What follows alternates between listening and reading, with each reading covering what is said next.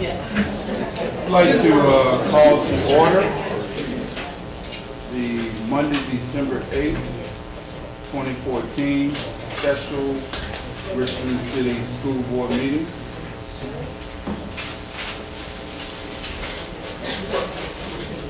Is anyone here in need of interpretive services? ¿Alguien aquí que necesite un intérprete en español? You know what? Speaking to the mic so they can Just in hear. case somebody in the other room. ¿Hay alguien aquí hoy que necesite un intérprete en español?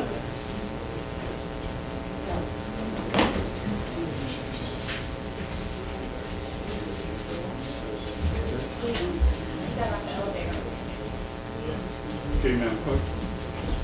The board members who are present, please respond. Mr. Sturman? Here. Ms. Gray? Here. Mr. Boone? Here. Mr. Taylor? Mrs. Harris-Mohammed? Dr. Jones? Mrs. McDevitt? Mrs. Larson? Here. Mr. Coleman? Here. You have a form, Mr. Chair, and you've also been joined by your student representative, Brianna Chavis.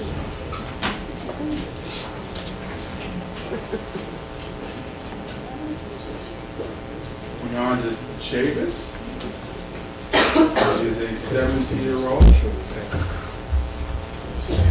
Dr. Benton will complete.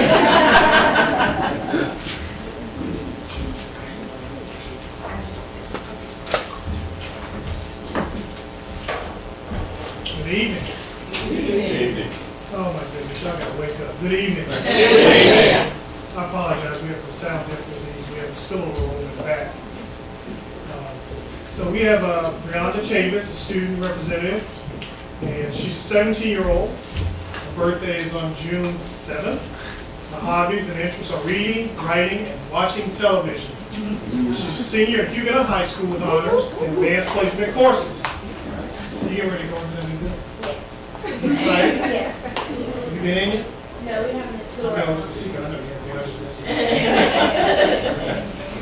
But you will soon. Her current GPA is 4.0. She's a member of the Partnership for the Future Business Leaders of America, and International Club.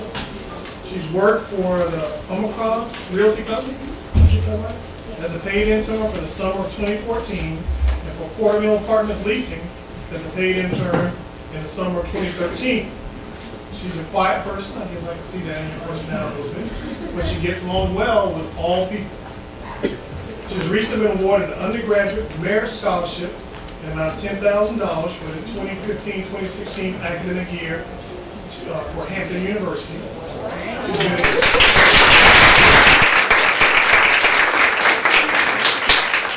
She's been accepted at Virginia Union for the fall semester of 2015, again on an academic merit scholarship for $8,000. She's also been awarded an academic merit scholarship amount of $12,000 per year for each academic year, going from 2015 to 2019, for a total award of $48,000 for each academic year. And she looks forward to her graduation from Huguenot High School 2015. Congratulations.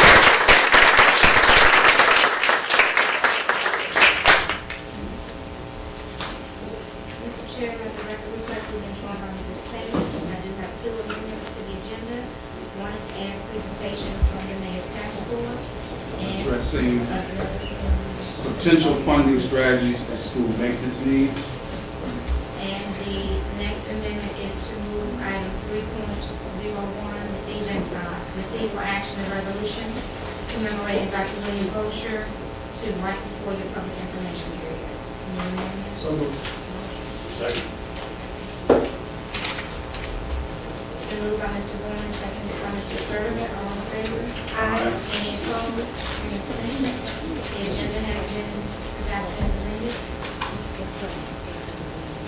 The next item is to receive for action a resolution commemorating Dr. William Gosher.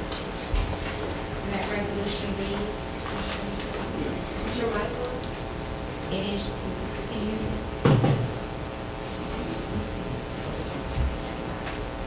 No matter? We, the members of the Richmond Public School Board, honor the life and legacy of Dr. William Bill C. Gosher, Jr., a dedicated educator, administrator, and advocate whose leadership and devotion to public education earned him the respect and trust of students and citizens throughout the Commonwealth of Virginia. Whereas Dr. Bosher devoted over 40 years of faithful service to expanding educational opportunities for Virginia students in the capacities of teacher, principal, superintendent, professor, dean, and state superintendent of public instruction. And whereas Dr. Bosher was the consummate professional and educator who gave unreservedly of himself to develop Virginia's most precious natural resource, our children. And whereas Dr. Bosher, who was renowned among his fellow colleagues as a man of immense integrity and wisdom, who dutifully labored to promote quality public school systems throughout the Commonwealth. And whereas Dr. Bosher was a tireless advocate for educational reform and progressive K-12 policy. And whereas Dr. Bosher worked assiduously to increase student achievement and establish the state's system of educational accountability. And whereas Dr. Bosher, regarded as a passionate and insightful leader, was a willing contributor to all manner of activities, a ready mentor and benevolent servant. And whereas Dr. Bosher's passion, energy, and insight regarded him among the Richmond region's foremost authorities on educational policy issues and trends. And whereas Dr. Bosher will be remembered for his myriad contributions to the Commonwealth of Virginia, now therefore be it resolved that on the 8th day of December in the year 2014, the Richmond Public School Board expresses its profound condolences and heartfelt sympathies to the family and friends of Dr. Bosher, and be it resolved further that we hereby acknowledge the distinguished service and exemplary leadership Dr. Bosher provided to improve public education in the Commonwealth of Virginia and beyond. Can you do the motion to approve that? Mr. Chairman, I move that we adopt the resolution and the resolution to send the copies to Dr. Bosher. Second. Move in second.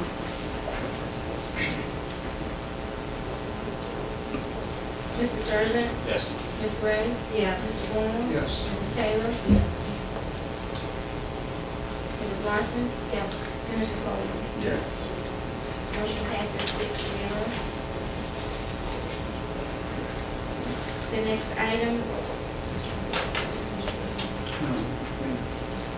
next item is to receive a presentation from the Mayor's Task Force.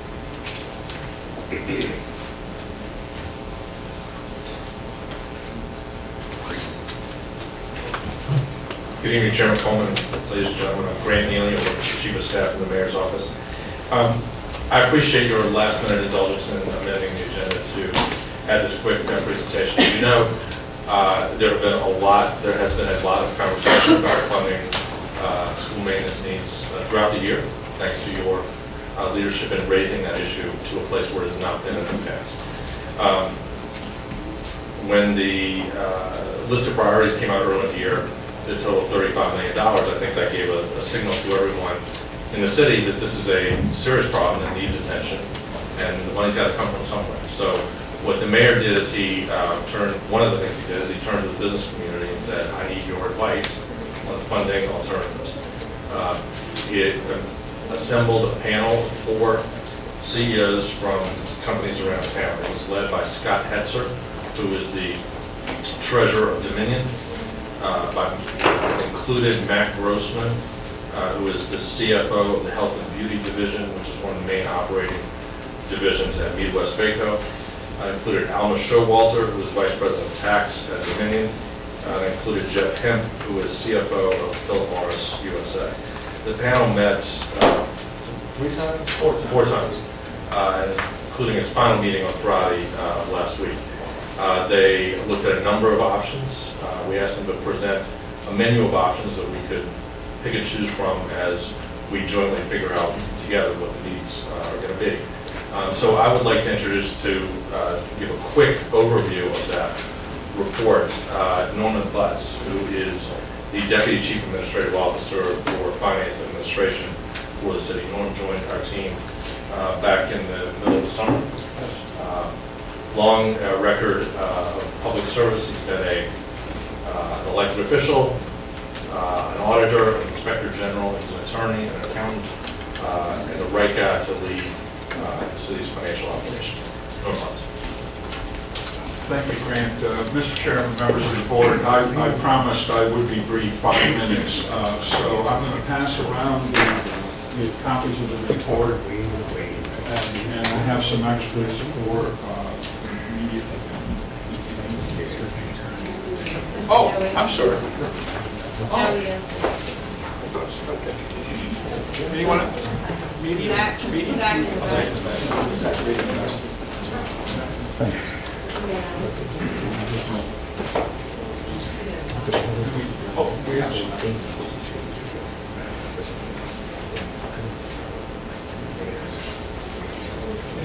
the extra travel. It's also been emailed to everybody. You got email. As Grant mentioned, the mayor's task force met, I believe it was 4 times over the summer into the fall, and came up with a series of recommendations. Essentially, what they looked at were 6 potential financing options, and settled primarily on 2 financing options, which I'll just mention briefly. What we'd like to do going forward, and have suggested to City Council, is that the members of the task force come in and brief both the City Council and the school board on the specifics of the plan at a later date. So you'll have an opportunity to look at the report.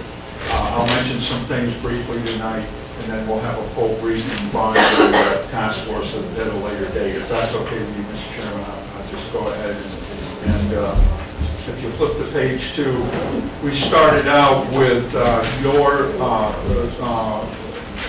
information to us that you needed $35 million for some rather immediate repairs to school buildings, including HVAC, roof improvements, life, health, and safety improvements. And then you also include the contingency in that for the $35 million. What the task force looked at was, first of all, the HVAC component, which is almost $20 million. And they said, and if you'll flip over to page 3, I just mentioned these are the 6 financing options they looked at, but they said, now, for the $35 million, let's take out the almost $20 million in HVAC type improvements, and let's see if we can't use an energy savings performance contract program to fund those. And what that is, essentially, it's a green program, if you will, where you identify through an audit the potential savings by having new HVAC facilities in the schools, and you take the savings and you pay for the improvements. And what generally happens, the Commonwealth of Virginia has used this performance contracting to the tune of about $750 million. Other localities have used it successfully.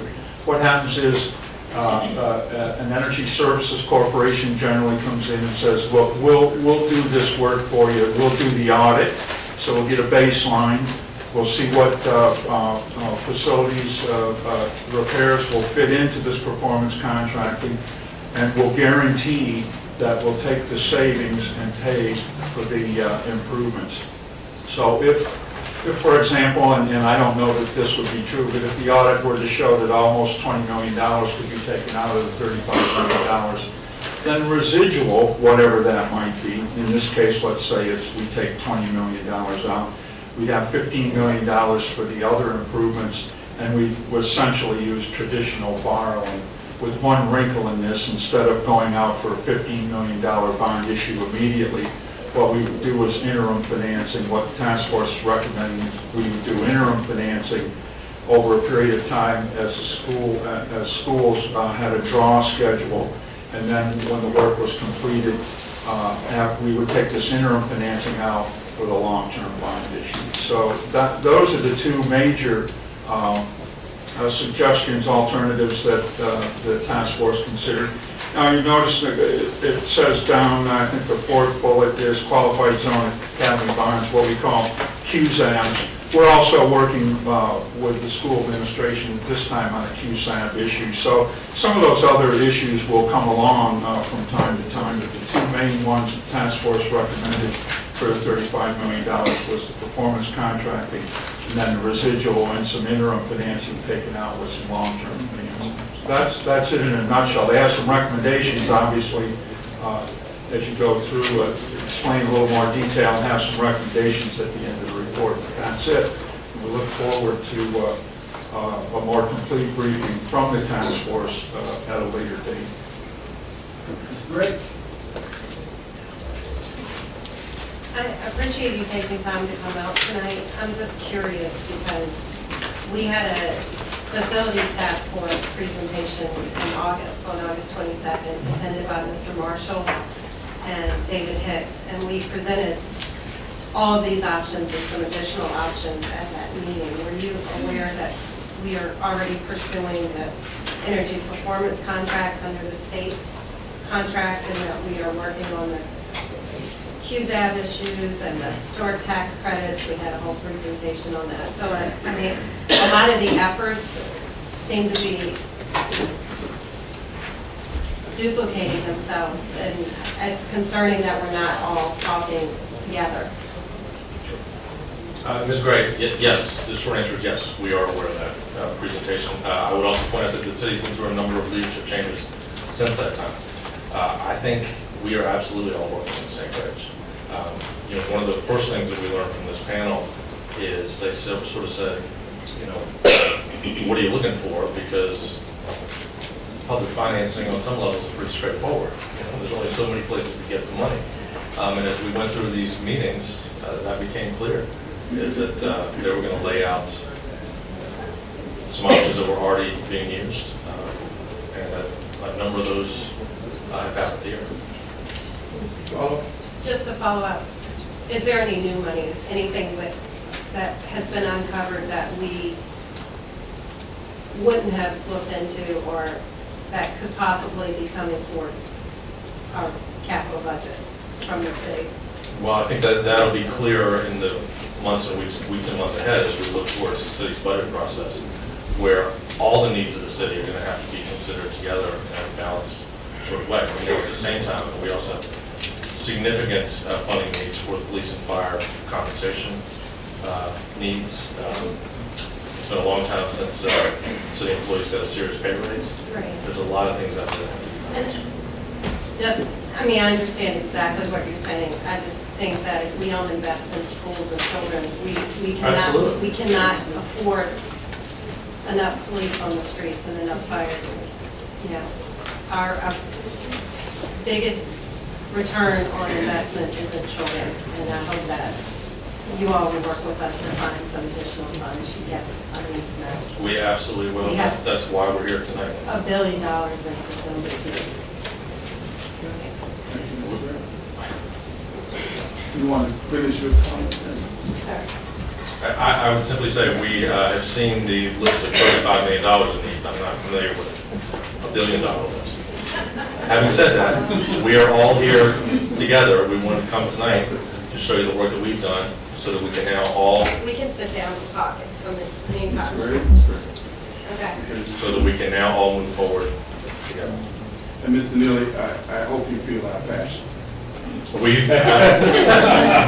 feel your passion. Okay, and I mean, so tonight, that's what we did.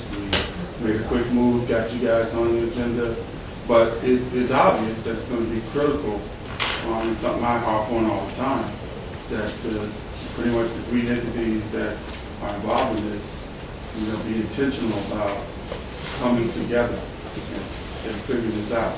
I think the will of the people has really moved that way, and I feel like we as a board are even positioning ourselves to say we want to do that. And so I feel like tonight, hopefully you, when we made that move, said come on down and talk to us, that's what we did. And so I'm hoping the future says we'll all get together and do what we need to do for our kids. Okay? I would like nothing more than for us to all hold hands and move forward. Feel the passion. Thank you, sir. Thank you. Start with that quick one. The city council had a meeting for tonight, or may have a meeting for tonight about CIP funding. Does that tie into this in any way? Or is that independent of what this task force is doing? Well, it ties in to the extent that it addresses the problem of the maintenance issues that you have.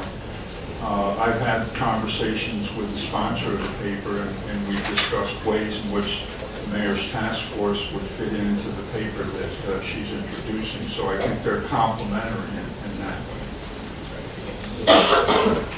Thank you all. Thank you. Clerk. Next item on the agenda agenda is public information. I have one person who signed up in advance according to your bylaws, what is your policy? Mr. Chair, 3 minutes. 3 minutes for individuals, body, groups. Inga Carr. Inga Carr.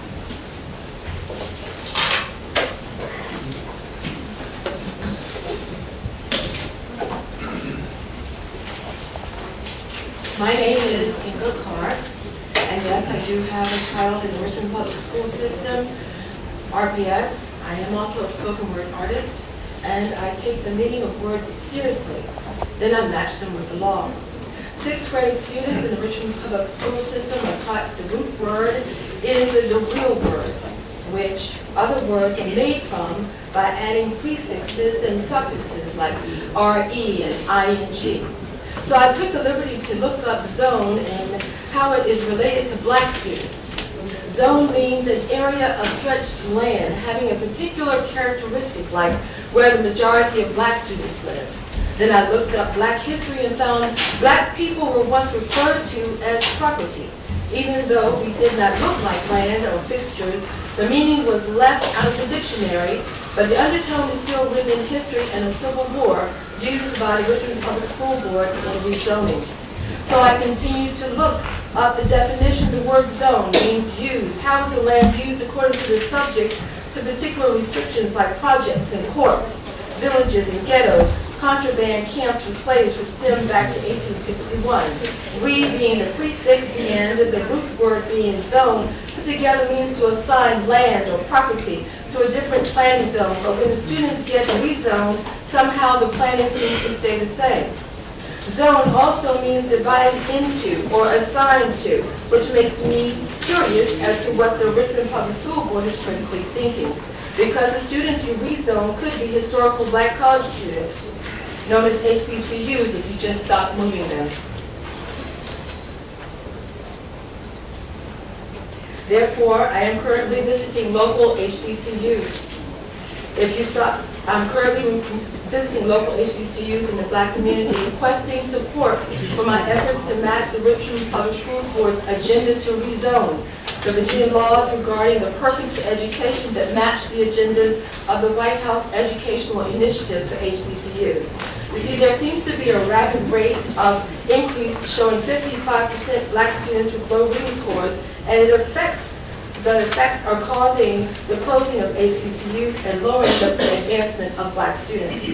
According to the 13th Amendment, which implies slavery, also known as bondage, is legal when there is a crime.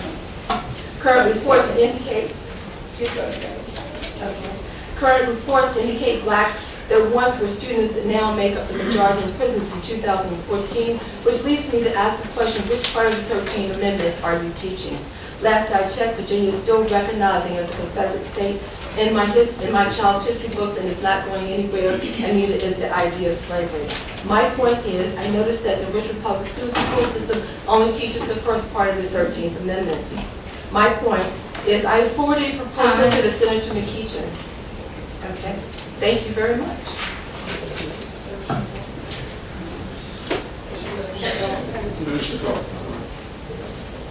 Okay, thank you. I have forwarded a proposal to Senator McEachin for this upcoming General Assembly. Governor Douglas L. Wilder and the board member, Ms. Taylor, recommending a 50-50 reading program for low readers. A petition is also circulating in the black community to support my efforts, and I just wanted to make you aware of it. Thank you very much. Thank you very much. And Mr. Chair, let the record reflect that we've been joined by Ms. Taylor, Ms. Pinckney Epps, Ms. Harris Muhammad, and Dr. Jeffrey.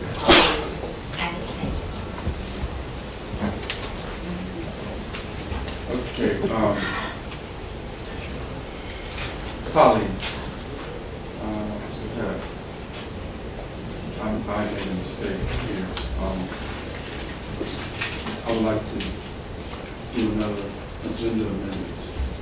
Okay? I want to honor the person that signed up, but I am assuming that we have a lot of people who now want to speak in public information. Is that correct? Yeah. That is correct. Okay? And we have one presentation from Community of Caring.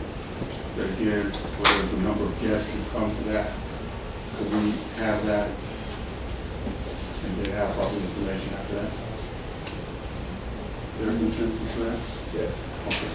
Can you repeat that, Mr. Chairman? Okay. We have guests here. Please. Okay. All right, so we have consensus. So, Madam Clerk, could you? And the next item is 3-year information reports and items for action. 3.01, receive an update from Community of Caring.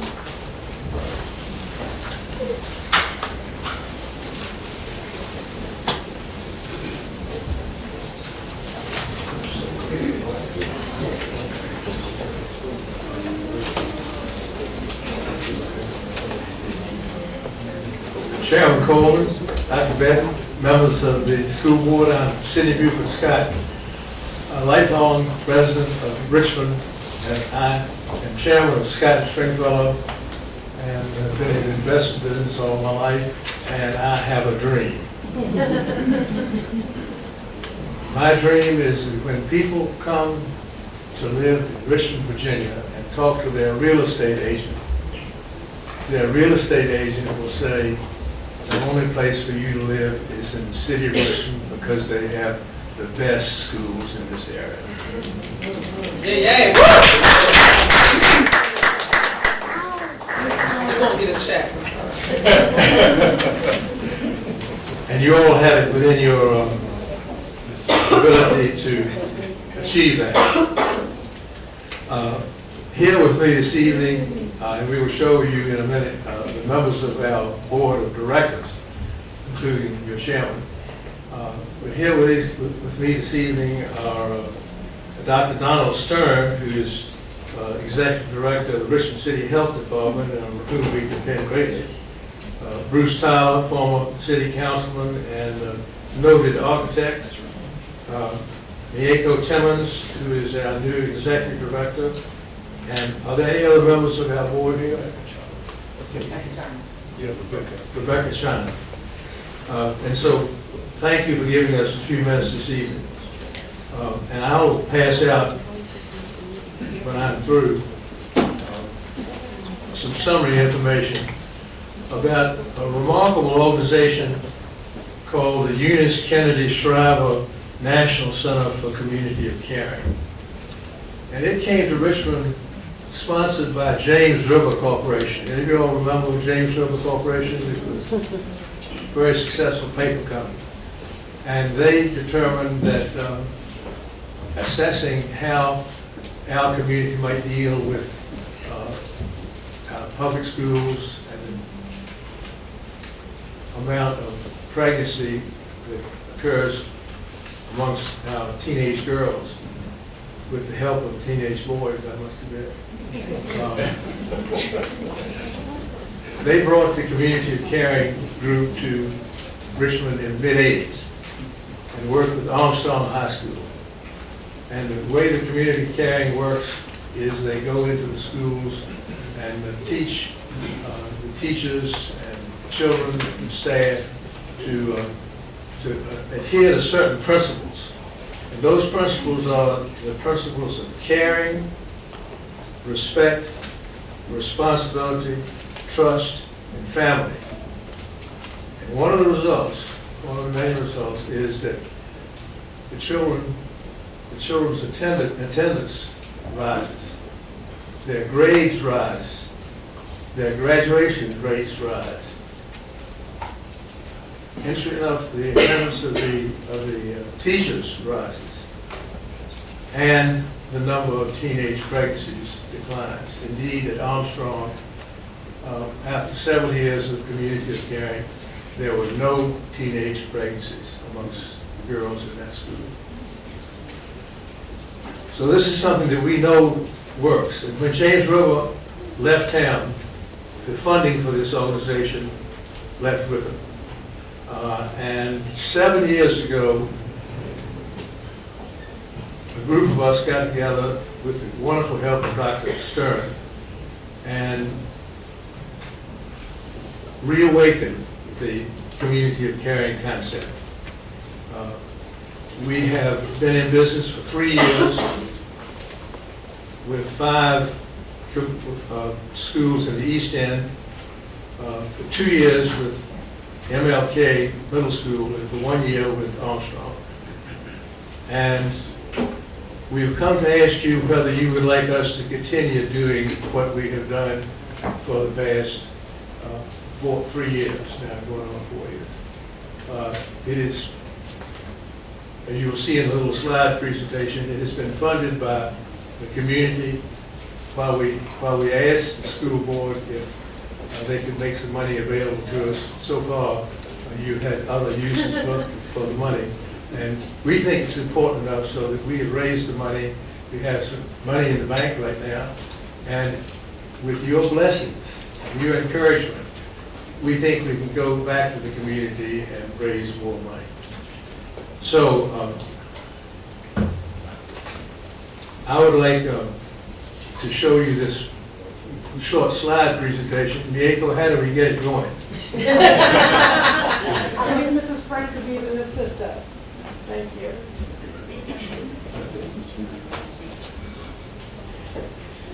Where shall I leave these to be passed out?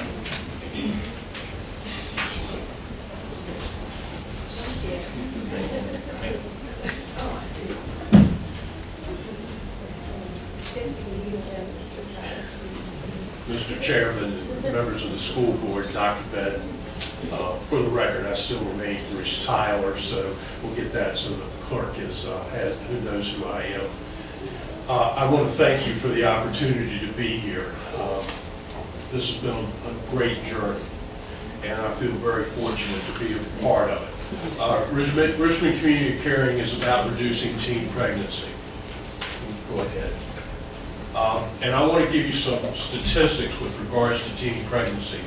In 2012, which is the last year that we have statistics in Virginia, 8,651 young ladies became pregnant. I want you to also note that the range of the teenage pregnancy is 10 to 19, and remember that. Richmond had 497 incidents, and that represents a 2-to-1 ratio of the state average. So we have a lot of work to do in front of us. Next slide. I do want to say a few words about where we are and what's happened. This slide covers a 20-year period of time, and basically Richmond has hovered around 800 pregnancies a year. And in 2008, we started to see a downward trend. And I want to say that Dr. Stern and Ms. Grant, working in Richmond Public Schools, had a huge impact on this. Also, we're seeing nationally that the rates are coming down. But again, I want to point out there are 497 children having children. Next slide. One of the things that we can talk about is the human cost, but we can also talk about the financial implications. And we talk about investments in the future. And this is all about investing in our children. And one of the things that's happening, the difference between the 2008 number and the 2012 number is there's $4.8 million less dollars needed to actually take care of operating the city of Richmond because of what's going on. Next slide.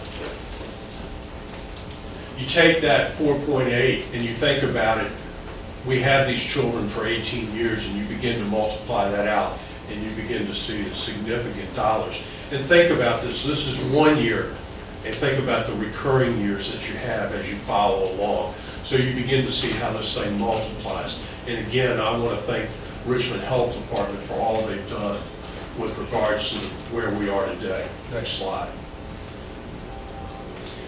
Some of the benefits of this is reduces poverty. More importantly, it allows folks to complete their education, reduces unplanned pregnancies. But in the end, it builds a better Richmond.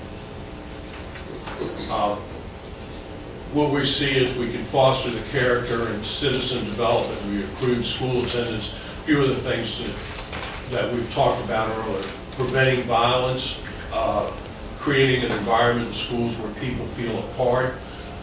And then also we see changes with tobacco habits, drug and alcohol use, and there's also more acceptance of diversity. This is a national program. It is in 1,200 schools. Want to say that Monterey Peninsula, California, and Marion County, PA have been our guiding lights. And we're very fortunate because it engages students, parents, teachers, administrators, and the entire community, and that's what this is about. It's very interesting. Monterey in 1997 said the biggest problem we have is teen pregnancy. 7 years later, they don't even follow it. Think about that.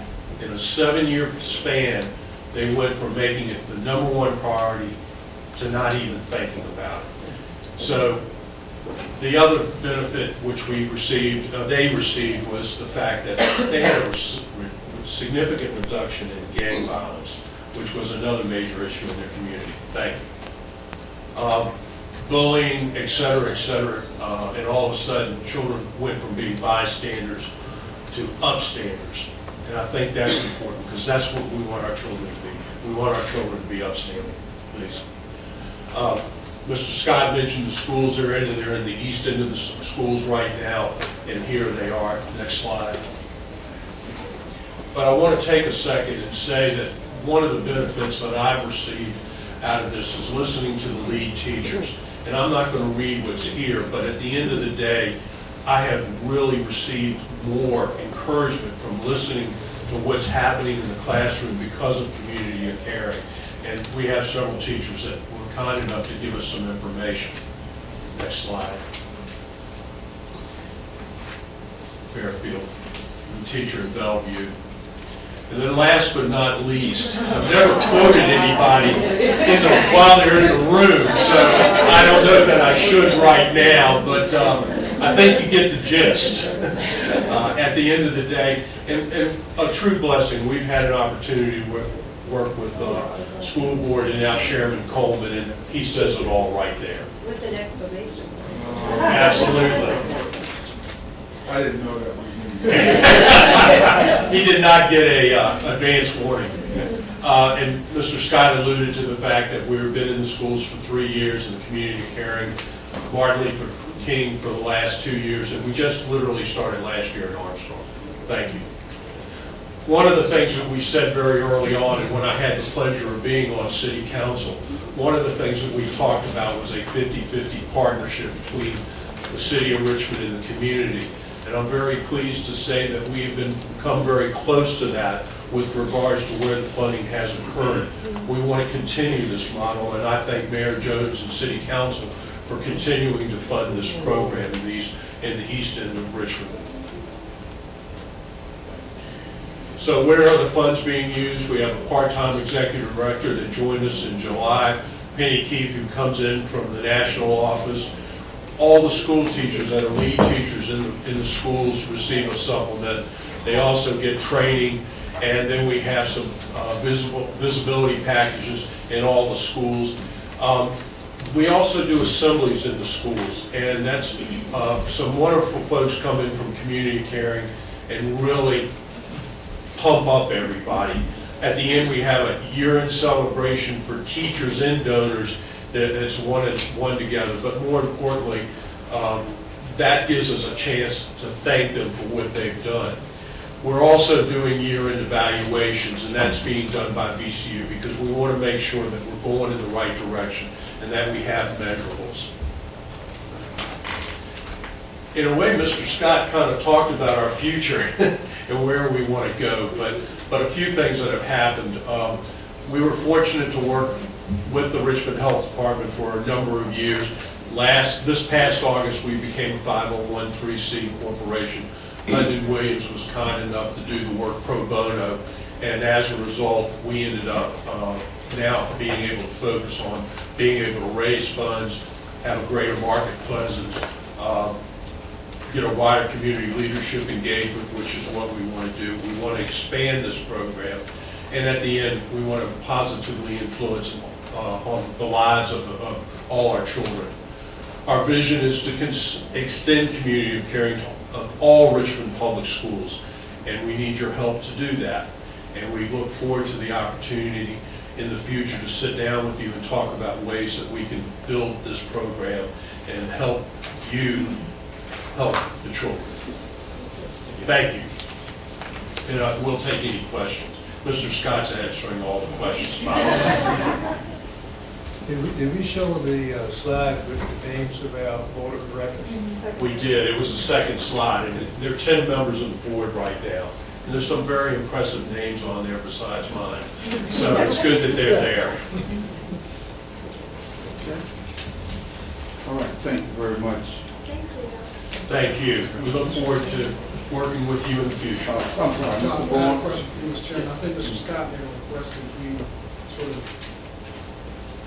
indicate our General. support for them to continue to work, and I didn't know how, what your pleasure might be to do that, because I think the work that's going on is good, and it seems to be happening.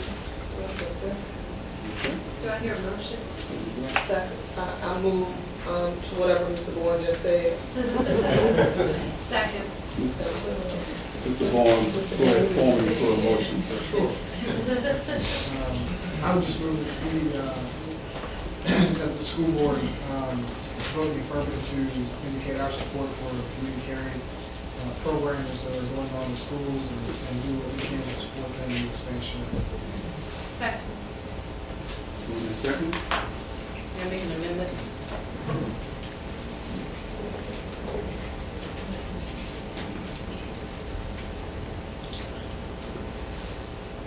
What? Yes. She needs to repeat it. She doesn't have it. She needs to hear your motion.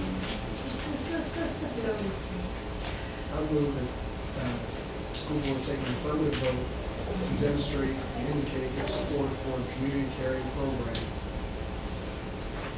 currently operating in Richmond Public Schools.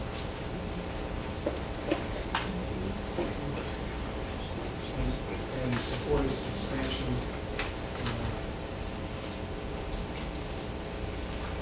throughout the entire system.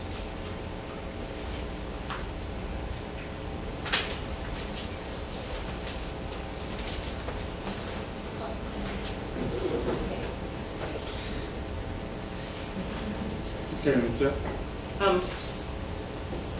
Could we consider that in supporting the expansion, that there be a connection between the information that we just received from the at-risk youth survey? And so if we're going to grow that into the middle and high school programs, that I think it would help, it would be very beneficial that this organization be given access to that data so that it can help inform how they move forward at our secondary levels. I'm not, the health department was conducted, I think, has that information. Dr. Boyd, is that? Dr. Stewart? Sure, he's here, okay. You referring to the YRBS, the Youth Risk Behavioral Surveillance Survey? Yes, Dr. Stern. Is there an opportunity for that information to be provided to the community of caring such that any expansion is informed based on some of the youth results? Yes, the YRBS is very rich in data in regards to risk behavior and other health factors of our youth. But remember that the YRBS does not include any questions regarding sexual behavior or sexual activity. So it doesn't include all the data that we would find may be helpful in monitoring our youth in these regards. So it has no impact? It would, The information would YRBS have no tool impact? itself does not measure sexual behavior. It measures lots of other nutritional behavior, other safety behavior. I don't believe it includes substance abuse either. So do I hear you saying then that it would have no indirect value on what's happening in the community of caring? Well, the community of caring has a very broad impact on the well-being of youth, not just in regards to sexual behavior. So there may be some data there. It's reasonable to track that data along. Do you want to directly tie them? It wasn't designed but to do that, But I think you raise a fair question. Should we not be looking at and ask the board of the Richmond Campaign to Prevent Teen Pregnancy to consider looking at that data and see if it would be helpful? Well, and I think that could probably happen, so I'll withdraw Okay. that amendment to the motion. All right, thank you, sir. Okay, Madam Clerk? And the motion was made by Mr. Warren, seconded by Ms. Gray, that the school board vote in the affirmative to demonstrate and indicate its support for community of caring programs currently operating in RPS and support its expansion through the entire system. Okay. Ms. Taylor, I was going to have a discussion. did you have, Well, I'm not familiar with the program, as far as receiving type of informational packets for that, is that something you've ever been informed about as far as what they're specifically, what programs they have in those schools? we'll be glad to inform you, Ms. Taylor. Have we got anything up to date? Yeah, we just had a presentation. No, I mean, as far as what they've been doing for the last 3 years. Yes, yeah, we can get you that, Ms. Timmons and, hopefully we can get you that. I mean, but to date, have we received any type of reports as to their progress? There've been updates. Okay. This is actually the first step towards achieving exactly what we would like us to do. Okay. We have a lot of I wasn't information. thinking I was. But we weren't ready to go public because we came and talked to you and hopefully got your approval. Okay, thank you. Mr. Warren? Madam Clerk? Read it one more time. Motion was made by Mr. Warren, seconded by Ms. Gray, that the school board vote in the affirmative to demonstrate and indicate its support for community of caring programs currently operating in RPS and support its expansion throughout the entire system. Mr. Sturtevant? Yes. Ms. Gray? Yes. Mr. Warren? Yes. Mrs. Taylor? Abstain. Mrs. Harris Mohammed? Yes. Dr. Jones? Yes. Mrs. McNabb? Yes. Mrs. Larson? Yes. Mr. Coleman? Yes. Motion passes 8 ayes, 1 abstention. Thank you all very much. Thank you. Thank you. The next item is to go back to your public information period.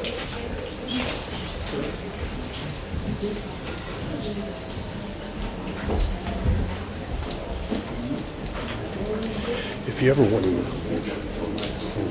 I'd love to. Anyone It's up, you know, it's up. desiring to speak on Okay, let's do it. information, please line up at the podium, Let me do this. state your name. Excuse me. Everyone that's desiring to speak to the board doing public information, please line up. There will be a sign-up sheet for you to sign in, but we would also like you to state your name for the record.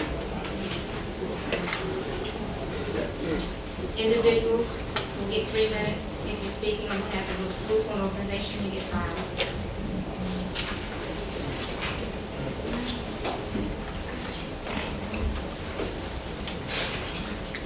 My name is Tom Hartman. I stand to deliver a plug for College Board's Springboard program as an option for Binford. There seem to be 2 beefs against the Springboard program. One is that it is geared toward preparing students for success in advanced placement courses and tests. But how can this possibly be a beef? We need our students to succeed at advanced placement. We need this more and more for more and more students. For a certain Richmond high school to have had 0 students pass any AP test, this is a red flag that needs to be turned into a green flag. To suggest cynically, as some have done, that Springboard is just a way for a college board to make more money is cynicism most inapt. It's easy to be cynical, but cynicism without evidence is little more than a major roadblock to progress. The second beef against Springboard is that its language arts program emphasizes close reading of excerpts from classic and contemporary sources rather than extensive reading of entire texts on the classic canon. Well, good. The skills of close reading, including a big emphasis on thorough analysis and critical reasoning, are exactly what our students need. It is excellent to have read the major books of the canon, but our students also need to be able to analyze one-page contracts and 3-minute political ads. And truly, one major reason most college graduates read only light fiction, if they read at all, is precisely because the power of great literature itself comes through only with close reading.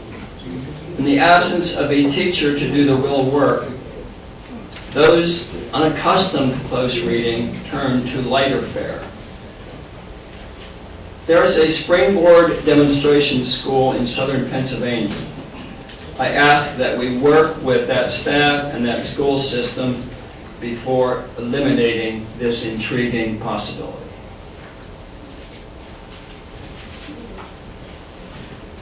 Good evening. My name is Giovanni Armstead, and I'm representing the parents of Benford Middle School.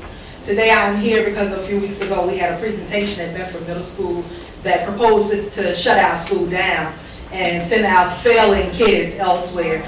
This panel told us that our children were failing, that our school has been failing over 3 years. And when I went home and thought about it, I said to myself, if my child had been failing for 3 consistent years, you'd have me arrested, call me a bad parent, and say that I was contributing to the delinquency of a minor. Today I stand before you and give you an F. You have let your children fail. In 3 years, they say that our children have been failing at Benford Middle School for 3 years. My child does not fail. My child has never failed. She has been in Richmond Public Schools since pre-K, and she has not failed. She will not fail because I will not allow her to fail. I urge you to not shut our school down, because by shutting our school down, you would disperse those children to other schools where you would not help them to succeed, but help them to continue failing. They have decided to propose that the school would be shut down, the kids be dispersed, the teachers be dispersed, and no one would be grandfathered into this new school, open school that they have proposed to us. Today, I urge you to reconsider that matter. If our school is failing, help us to pass. Go back 3 years and see why our school is failing, because you're taking away our busing. You're taking away our after-school programs, and we'd like to have those back so that our kids can be bused into the school to increase enrollment, to excel and do as we have always done at Benford Middle School, shine. If you have any issues, come see us. I have never seen many of you at our school, even though I'm there often, picking up, dropping off, and checking in on my child. I have not seen you there, so how do you know we're failing and what we're doing if you never show up? I encourage you to come out and speak to our children who are supposed to be failing and see the excellence that they have, the pride that they have in their schools. They're proposing with Open High School that it becomes grades 6 through 12. I cannot imagine a 6th grader going to school with an 18 or 19-year-old 12th grader. They have their own issues. They've already matured into a stage that is beyond what any 6th grader should have to deal with. And I urge you today to step back, rethink, relook, reevaluate, see the ways that you can come in and help the children that are already there excel, exceed, and become what you and I will have them to be, which are productive citizens and students to go on to better Richmond Public Schools. I encourage you to, thank you, ma'am, I encourage you to come any day, anytime, and if you're not welcome, call me. But I know that our school will welcome you with open arms, as they have every child in that community, every child in our lives, every child that we touch. Thank you so much. Good evening. I'm speaking. Please be reminded that there is no applause during our public information period. Thank you. Good evening. My name is Kirsty Hines Sadler, and I'm speaking on behalf of Benford Middle School Fine Arts and Expanded Core Department. Thank you all for your interest and support of Benford Middle School. I've been teaching at Benford for 12 years, and it has been a true joy and a privilege. What I've liked most about working with Benford is connecting with our students and the community, cultivating student interest, and especially winning over the sometimes reluctant middle school learner. Valuable to my experience has been building partnerships with VCU School of the Arts, the Visual Arts Center, the Virginia Museum of Fine Arts, and the University of Richmond, and Art 180, all community entities who have provided exceptional experiences for our students. Our school is in a central location where students from different communities connect. Students from the north, south, east, and west all come together under its roof to learn. I've had the joy of teaching students of all learning abilities and from all socioeconomic backgrounds. As an art educator, it probably comes as no surprise that I'm intrigued by the arts integrated curriculum as a whole school model. What is promising about this model is that it is not art with a capital A that is accessible to the few or the privileged, but art with a lowercase a, accessible to all, where the arts are specifically used as a learning bridge for all students. The arts integrated model trains teachers and connects students with arts and core subject matter. Arts integration is supportive of all learning styles, whether through music, movement, visual arts, storytelling, or technology. Through the arts, we enrich communication, the basis of all teaching and learning. This model cultivates curiosity and engages creative thinkers, both in teaching and learning. What is really exciting about this model is how it allows students of all academic abilities to make connections and to retain their knowledge. At Binford, under the support of Dr. Lyles, our partnership with VCU, the University of Richmond Partners in the Arts and the Visual Arts Center, we have provided several instances of integrating the arts in the academic curriculum. We have seen the positive effects it has on student engagement. With a school-wide arts integration model, more teachers would be trained to enrich learning using this participatory learning process. The arts integrated curriculum could begin implementation almost immediately. Whichever model you choose for Binford, I'm excited about our future prospects, and I thank you.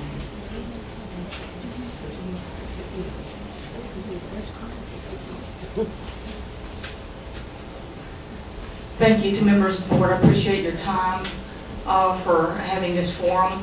My name is Debbie Thacker. I am the parent of an open student as well as a graduate of Binford. So those schools are very important and very close to our hearts.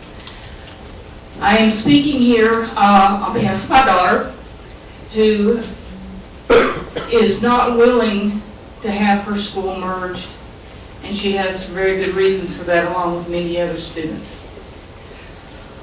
I realize that RPS is under budget crisis, and I realize that we are under a crisis for the state standards and what we need to do. But I do feel that this option of taking open and moving it and combining it should be taken off the table. Further down the road, that could be a possibility, but at this time, it feels that it is a knee-jerk response. The school has been showing that it is supposedly failing for 3 years, and yet I do not see that anything has been done for this school. It is not the only one that is in danger. There are others. This is a middle school issue. It is not a Binford issue. And I hope that this board will not risk taking something that is working, that RPS should be proud of, that shows as a success, and risk it by trying to save a school. I don't think that this is the appropriate action to take. I feel it is a knee-jerk reaction, as I said before, and unfortunately there are many people who are not here that I've spoken to, parents and others in the community, who feel like this is really a farce, that me showing up is just a waste of my time, that too many things have happened behind the scenes, and that decisions have been made, that this is a show. I pray and hope that that is not the case. I do want to take you at your value. I do want you to be doing your job, and I thank you that you're willing to do that.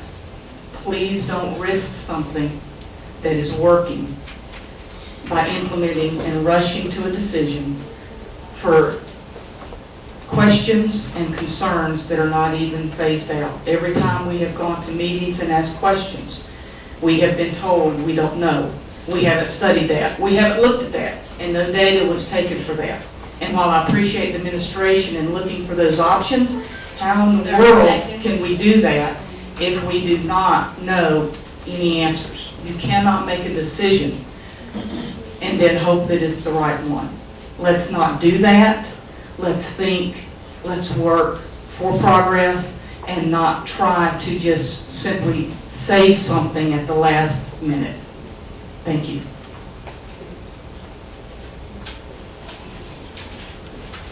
Good evening. My name is Carmen Terrell. I'm a parent of Bedford Middle School student, and I'm just gonna keep this really brief and simple, okay? First of all, the solution to all of this with Bedford is pretty much busting kids. From regardless of whatever district they're from, they need to be bused because in order for this to succeed, this has to be done because if not, it's not gonna work, okay? Second of all, it's pretty much just leaving Bedford alone, okay? Bedford, y'all say it's so-called failing, when in actuality, it really isn't, okay?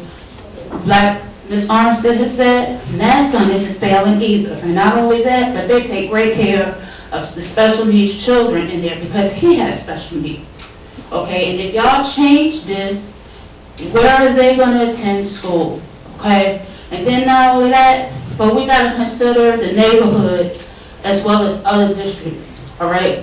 So when you take all of this into consideration, all this other crap is bogus and it's bullshit, excuse my language, but in actuality, this needs to be straightened up, okay? This is crazy. And then one more thing, oh sorry, and one more thing is this here, all right? Oh, I'm sorry. Well, one more thing is simple. Okay, I mean, stop slandering Bedford's name all across town, okay? If there's an idea that needs to be brought up, don't take it to MLK or anywhere else. Just keep it at Bedford's locality, all right? Thank you. Excuse me. Thank you. Now, again, this is a passionate issue. And I'm going to try my best to, again, allow us to express our passion. But we've got to be respectful to one another. So that's critical. The other thing is, I have asked that if you want to speak to us, we do have a pretty extensive night here tonight.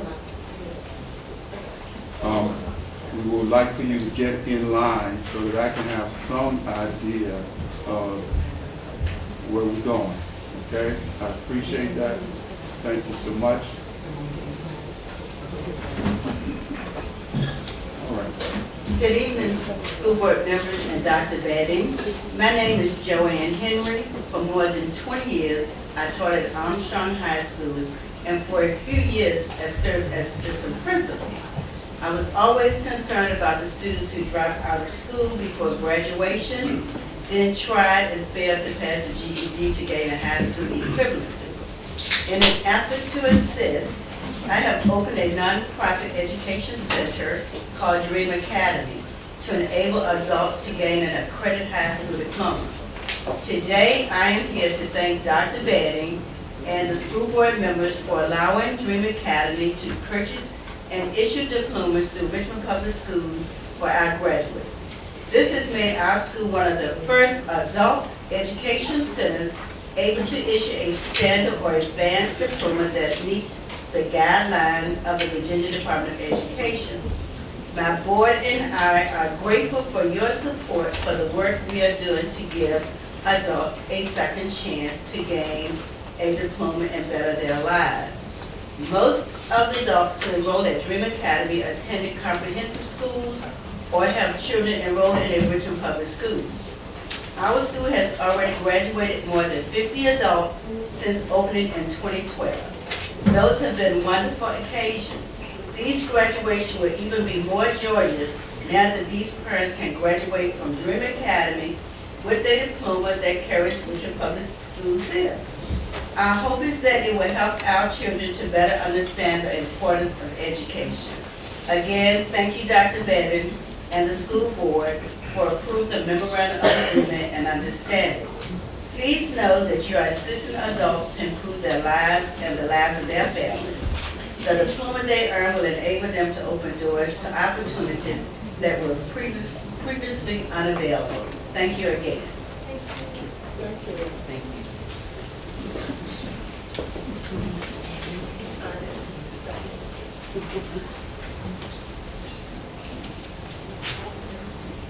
Good evening, school board. My name is Sierra Carr Davis, and I attend Bedford Middle School in the 7th grade. My opinion on Bedford Middle School is that I don't think it should close because it's not all of the students that have been. Since I have been there, I have made scholar roll. I enjoy being at Bedford Middle School. I also enjoy all of the after-school activities and the teachers and staff. I also don't like the over high school option being combined with Bedford Middle School. I feel uncomfortable and also scared of being in a school with 16 and 17-year-olds. If you give Bedford a chance, you will see that the test scores will improve. Thank you for taking the time to listen to my opinion.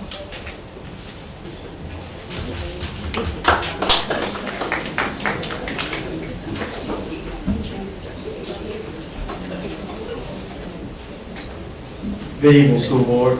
I am Tyra Sliles, principal at Bedford Middle School. Since coming today, I want to thank you all for the opportunity to be able to speak to you about Bedford Middle School. When I came to Bedford Middle School in 2012-2013 school year, upon my arrival, the school was in its first year of school improvement. We worked hard that year to develop processes and procedures, to develop a culture that supported the main thing, which is teaching and learning.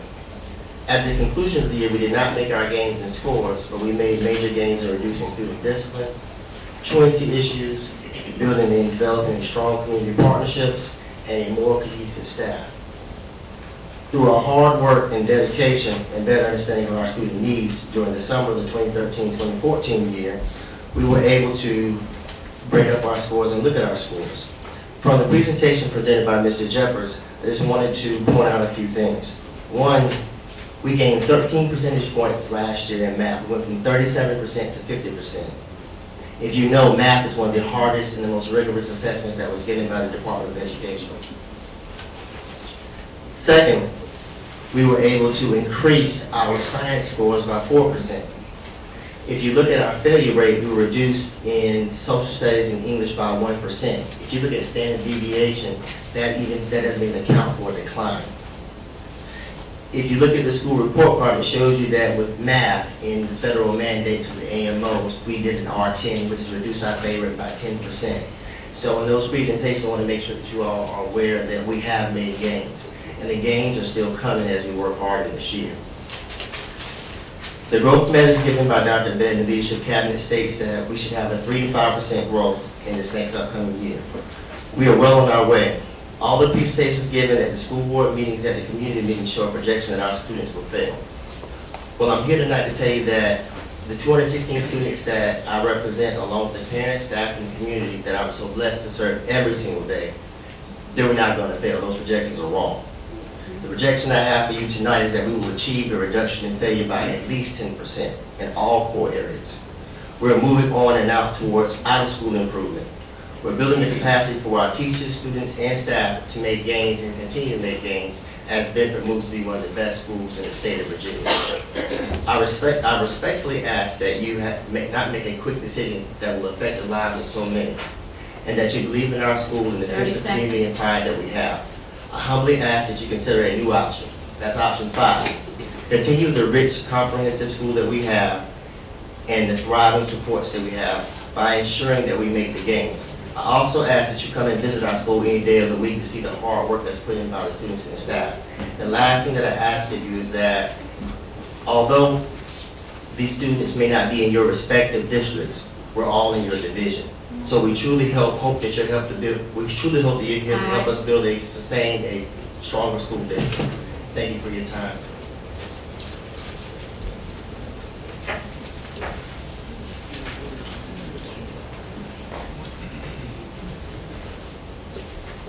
Mr. Chairman, members of the school board, Dr. Bed and members of your esteemed staff. My name is James Sellers Jr., and I'm a proud assistant principal at Bedford Middle School. It is my privilege and my pleasure to be before you this evening. Beginning where Dr. Lyles left off, option 5. It is what it is. I'd like to share just a couple of numbers with you as he starts to echo the school data.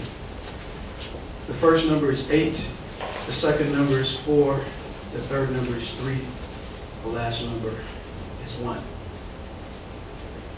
There are 8 middle schools in the district. Based on last school year, there are 4 schools that performed the lowest. There are 3 schools that outperformed us to the greater.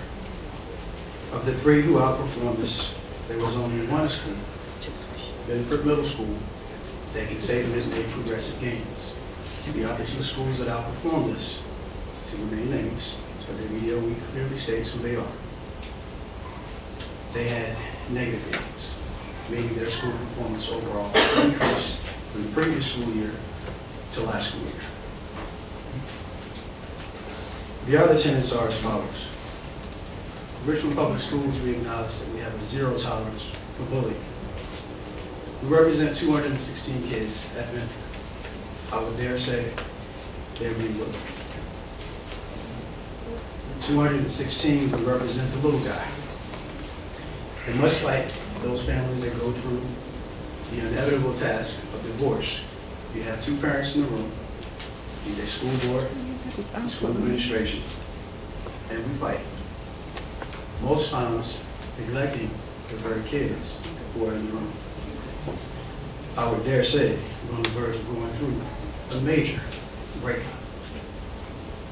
Albeit we hope that doesn't occur. I'm an English teacher. That's what I do better than administration. Albeit this is my 18th year, 11 years in the principalship, 23 years total. There is a word as an English teacher that I pride myself in making sure that my students always know. The word is efficacy. E-F-F-I-C-A-C-Y. Efficacy. It is nothing more than a belief, a true and sheer passion, a belief that every child we serve can do it. 30 seconds. That they can make it. To echo the sentiments of my esteemed superintendent, there is a little elementary school. We call it John B. Carey. It is the gym of our school division, as I paraphrase. On this side of middle level education, Benford is that same gym. We took Maymount, moved it to Clark Springs, we closed both, we moved it to Carey. Benford Middle School is that gym. The spirit of efficacy. Do not give up on us.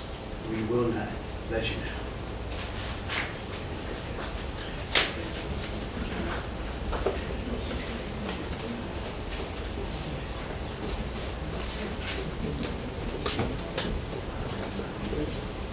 Good evening, how y'all doing?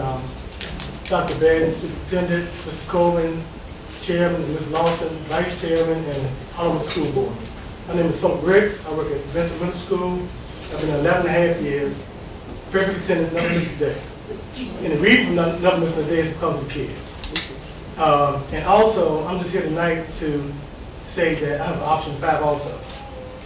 And my option is that why not have open enrollment, get our buses, because all the other 4 options, you have to get buses for the other 4 options. So if you pay for the buses for the 4 options, why can't we pay for the bus for our kids now? You know, open enrollment. So I'm kind of confused because if we're saying we're losing money if we pay for open enrollment, we're not losing money if we pay for buses for the other 4 options.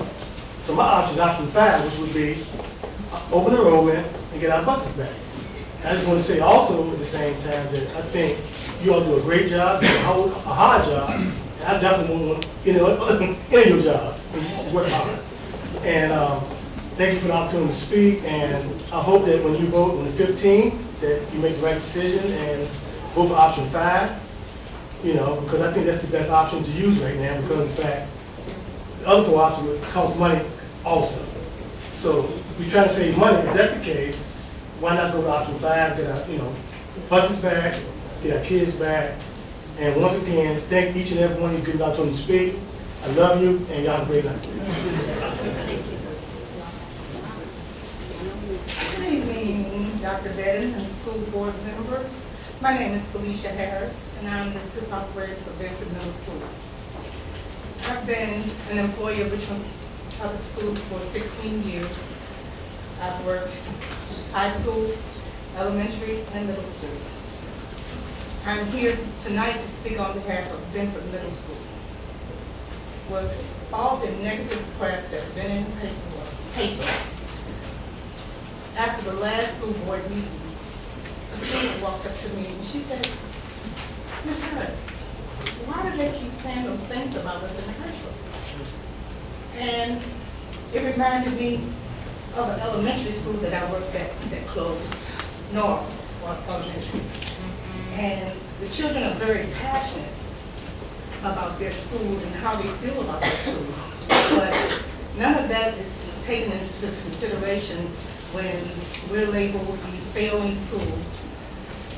The strides that we've made in attendance, truancy, and SOLs, I'm very proud of. When I came to Benford 7 years ago, we were the open enrollment school. And when that little girl came to me, the only thing I could say is, where is Dr. Strobel?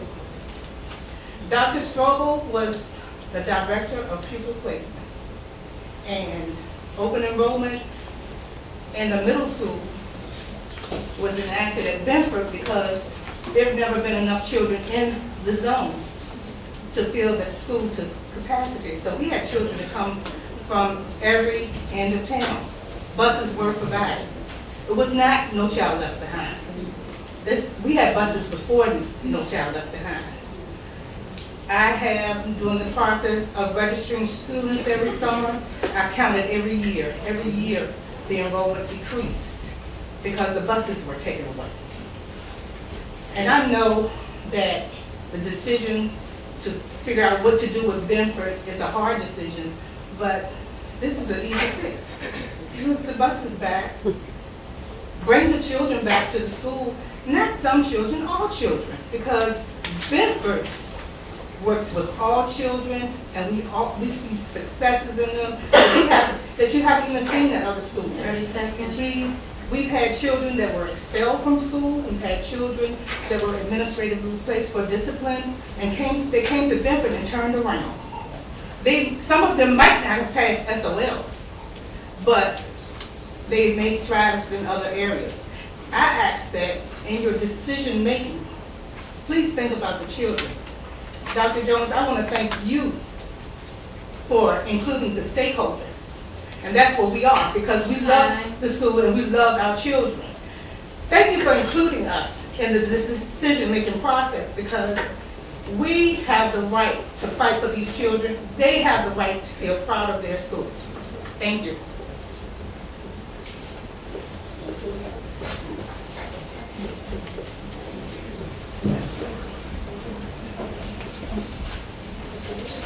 Good evening, my name is Charles Willis, Executive Director of Citizens Against Crime.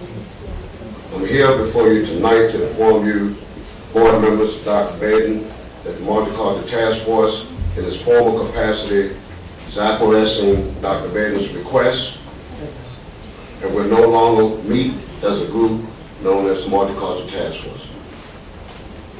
Disbanding the task force will not, however, disband my commitment and my passion. We are happy that Dr. Baden and the board members are planning to implement our recommendations. It is also pleasing to know that the stakeholders from the formal Multicultural Task Force are invited to continue to assist. However, the way that this has been played out in the media is outrageous and extremely disappointing. The personal attacks against myself, claiming that I've been defiant as I sit and serve as chair of that task force, I only asked to give me the opportunity to go back to those remaining committee members and share with them what I'm sharing with you today. We as a task force never have betrayed ourselves to rob, steal, or bootleg Richmond Public Schools' name. We didn't distance ourselves from Richmond Public Schools, but we thought that because of the request that came from this board and administration that we was inclusive. I'm a man with a purpose. You have hired a superintendent, speaking to the board members. You haven't hired the founding father of the U.S. Constitution. So I will continue to exercise my First Amendment right. You can be assured of that. However, I do understand that we need to move forward in implementing the recommendations. The board has talked about only 2 of them when there were 12 of them. We would like to see those also be considered.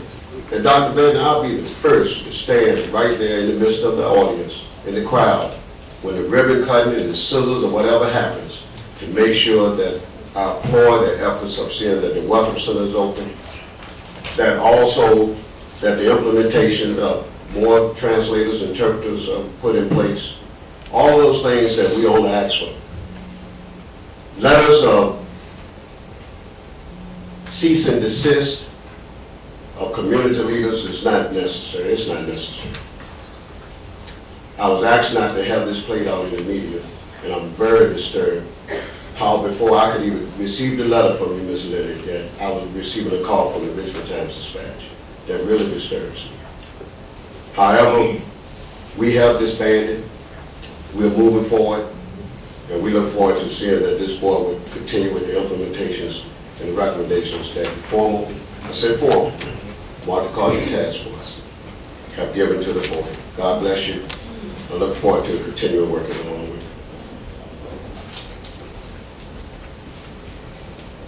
you. Good evening, ladies and gentlemen, Mr. Chairman, Superintendent, board members. I'm Marty Jewell. And I'm speaking on behalf of the Richmond Coalition for Quality Education.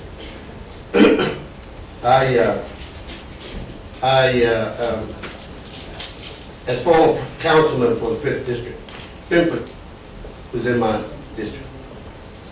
Benford was the flagship of middle schools in this city. Benford had more heart than most, and was very proud to serve those folks and provide whatever they needed. I am really, really disturbed that this is happening because actually 5 years ago in 2009, Ms. Carol Wolf from this very board led an effort to close Benford back then when the population was up, when the scores were up.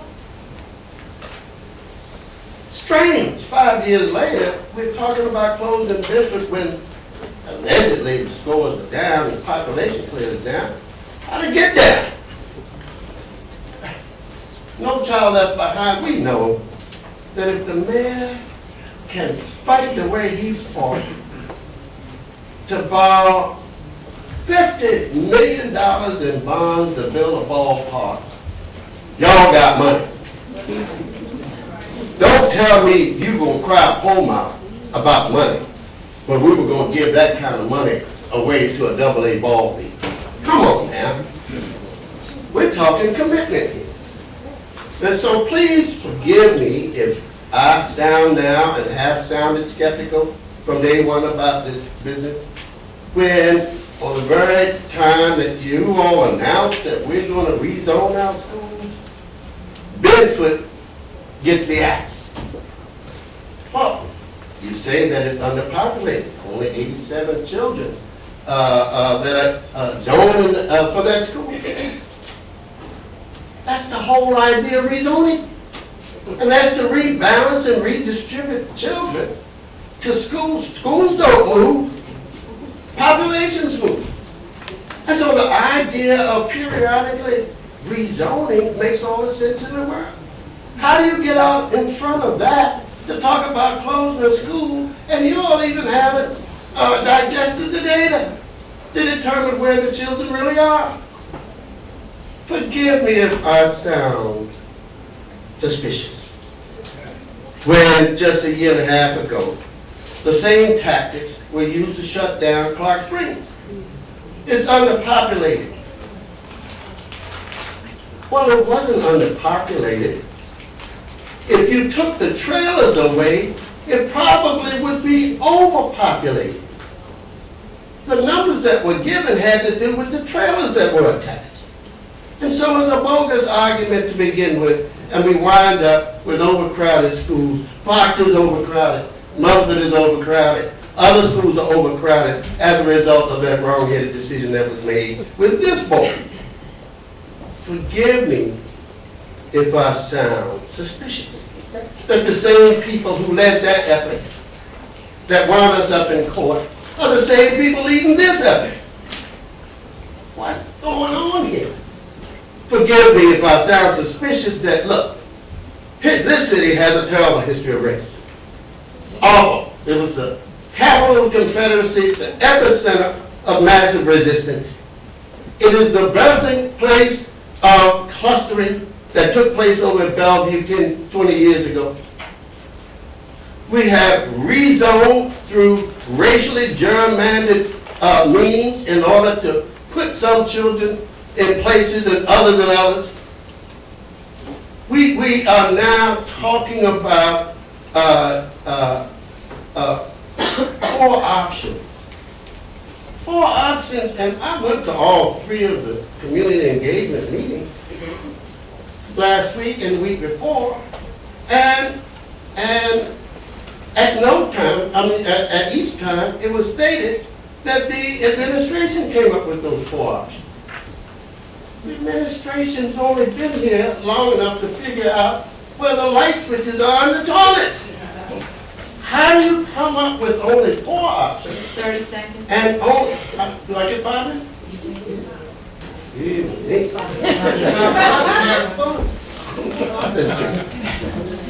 I'm not having fun about it, because this is woefully unnecessary.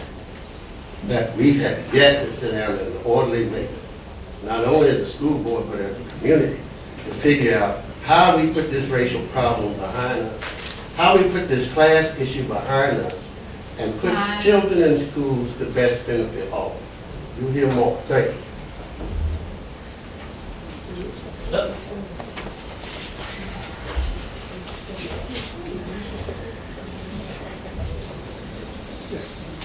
Good evening, everybody. I am a proud parent of 2 major students and 1 open house. And it's not easy to get up here. Excuse me, can you state your name? Oh, I'm sorry. My name is Lakeisha Carpenter.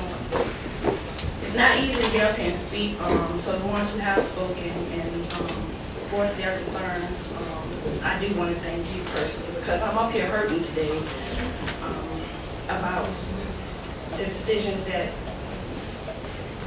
are constructed to be made and proposed of. First of all, I'm not here to create flavor of a political discomfort to anyone.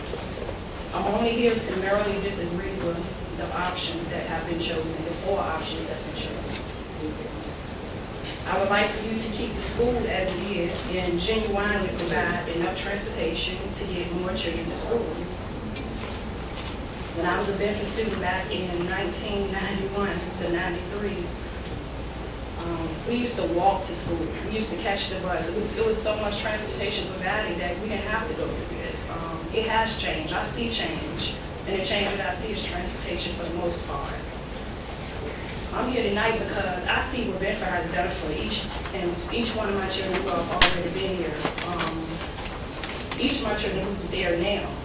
And I have a children with special needs, and they work with her diligently. She come home happy. She come home proud to be going to Bedford. She come home with a story to tell Mama every day, and I look forward to that. I look forward to them getting what I got out of Bedford. I look forward to just them coming home telling me the stories I used to tell my parents. I just want you all to give Bedford a chance. And I'm supposed to be reading from my pad, but for some reason I can't look down and grab what I need to get out. But I look forward to you all just reconsidering what y'all put together here. I mean, it's gonna be a mess. 17-year-old students going to school with 11-year-old children, 13-year-old children, whatever. It's not gonna work. I have teenagers, I have younger children, and putting them together sometimes is hard. I wanted you all to take in consideration how the children will feel. I hear my 2 children, one at Open and one at Bedford, come home and how they talk about, no, I don't want this, I don't want this to change. I like Bedford the way it is. I like Open High the way it is. And I can understand why. Both schools are great schools, but I don't think that it would be great to put those two schools together. Now, I'm standing here voicing my opinion, and who's to say that you are going to listen to me? You may already have in your plan what you want to do. But I hope that tonight you take these voices into consideration and provide transportation, give Benford a chance.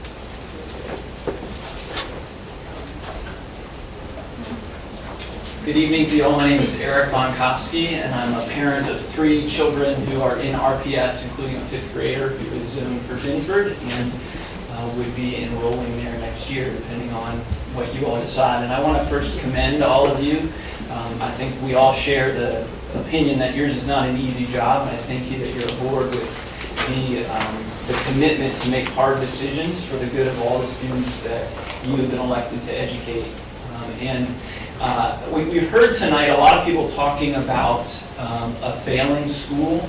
I don't know if that's the truth or not. Some people are saying we should stop using that language. We have certain test scores that are problematic. I think we can use that language. We have declining enrollment that's problematic. That according to current enrollment, next year there'll be around 100 returning students to the school. And that's grossly under capacity. It's not efficient for the school system to operate schools at that level. So at least we have a problem, but there's another way to think about problems, and that, of course, is opportunities. And I think that as we've talked so much about problems and how Binford has gotten a bad name, the name of Binford is now known.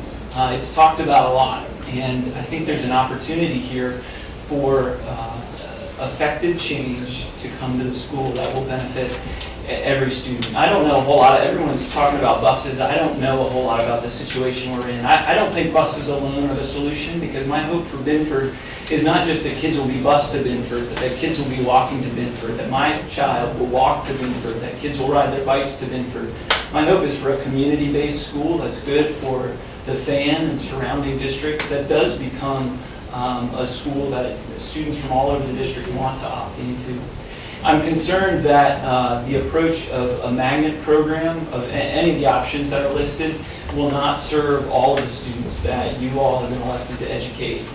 And I think finally that the thing that I want to emphasize for all of us here, I'm talking to you and facing you as the board, but I think it's important that we avoid asymmetry in this situation, that we can just look at you as though you are going to solve the problem for the city of Richmond and the children of Richmond, but collectively we need to solve this problem. And I'm so encouraged by my interactions with teachers and the administration at Binford, Dr. Lyles, chief among them, that he has been gracious and accommodating and has a heart and a plan for the school. But collectively, we as a community need to come together.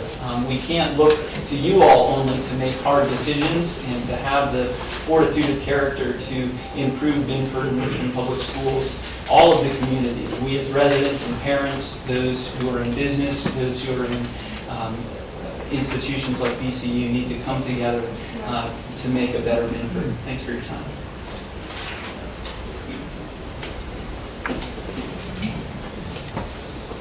You just stay on the mic, just speaking, yeah.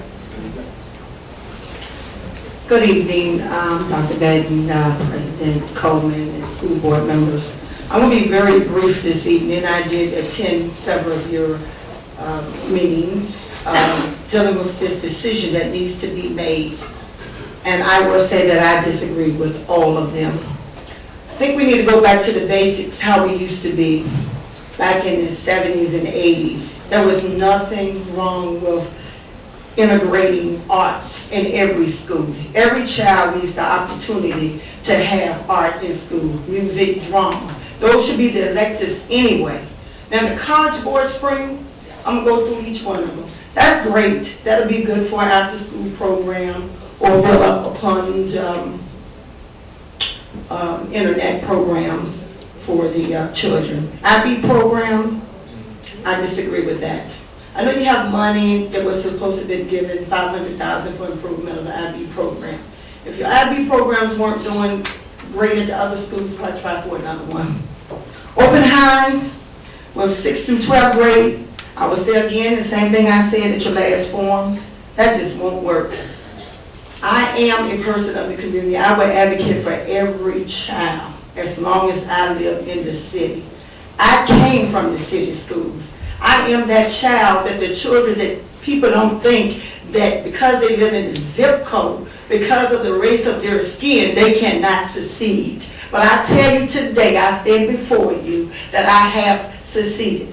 I am not going to allow adults to go with children to school. This is an independent, open house and independent school with children who have achieved. If I was a mother of one of those children, I'd be very upset too. The line would probably be all the way down the street. Not only that, I'd probably be picking it outside because you know that is unacceptable. When you make a decision like that, let's have something to go by. Because the 4 options that I had, they weren't anything that I could go by. If that's what you want, seed money or whatever kind of money, wait till next year. But your first priority is to rezone those schools.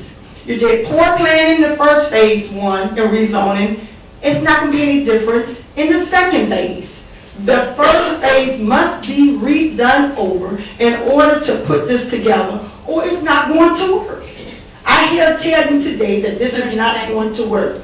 And I would like to also say, Dr. Batten, it wasn't your fault when they rezoned the first phase, but I bet you go down in history that you were the one who did the second phase. They're not saying this. You have people on this board that have been here on this board for 6 years. I've been following this board for 6 years.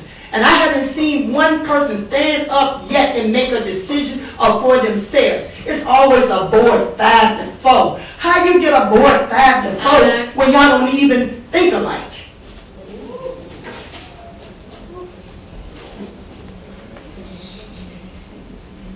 Good evening, board. My name is Ramonda Pollard. I am the 540 number that called each and every one of you, except for you, Dr. Batten. I don't have your number, but I would have called you. I didn't return some of your calls, and some of you did call me back, and I do apologize. I'm a busy woman because, again, I am a mother of 2 open high school students.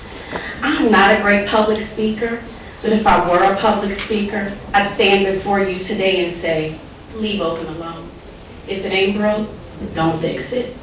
Putting 18-year-olds and 19-year-olds with 11-year-olds, I don't know about y'all, but it ain't gonna work. Open High School is a very unique school. I love my school. I am the treasurer of the PTSA.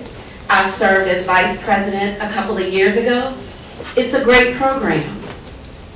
We're there because of the small class size. We're there because of the teachers. We're there because of the principal. We're there because of the parents. We're there because of the location. We're there because we love it. My son and my daughter had a choice, but they chose Open for a reason. Please don't do this, guys. My daughter is getting ready to graduate, and I think her class is 48. If you put 700 students in this school in Benford, imagine what the class size would be for the graduating class.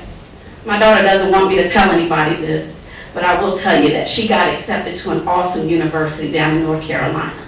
Again, not just because of me, not just because of her, but because of these teachers and the principal and the parents of Open High School. I don't know anything about Benford. I don't know anything about the buses. I don't know. That's not really my concern because, again, I'm a parent of 2 Open High School students, and that is my passion. I work for Open High School. So please, if I were a public speaker, I stand before you guys today and I would say, if it ain't broke, don't fix it. Thank you.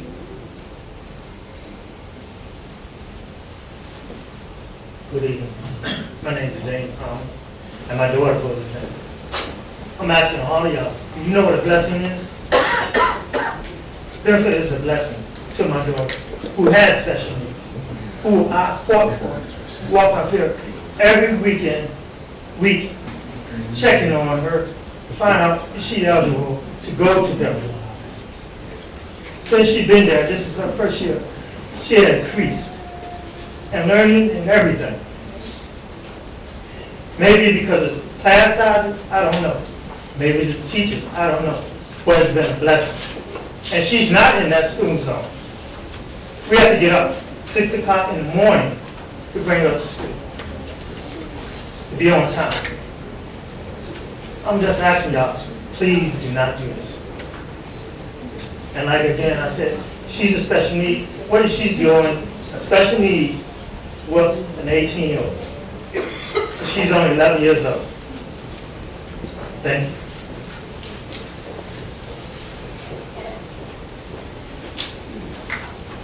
Hello, my name is Barbara Otis, and my daughter, Naisha Thomas, goes to Bedford. She's in 6th grade. She has special needs. She is a very intelligent young lady. She got 2 A's, 2 B's, 2 C's on her report card. When she gets her report card, she runs home. I mean, before I even get in the door, when I pick her up in the evening, Mom, look what I got. I said, let me see it, baby. And I look at her report card, and it's like the glow on her face. It's like she is just so happy. I mean, Dr. Lyles, the whole staff, all the teachers, people in the office, everyone, the whole staff, they just work so diligently with Naisha, and she's doing so good, being independent, going to her classes. And she just, I mean, when I pick her up, when I take her there, when I pick her up, she just tells me how her day went and just tells me everything. And what I'm saying is that it's just not a good idea to put 17-year-old, 18-year-olds, whatever, mixing with 11-year-olds, and then again, children with special needs, and not only children with special needs, but to mix 18-year-olds with 10, 11-year-old, it's just not going to do it. And I think you should take into consideration. Think about the children for once, and not just the money or whatever it is. And just think about it, you know, before y'all make that drastic decision.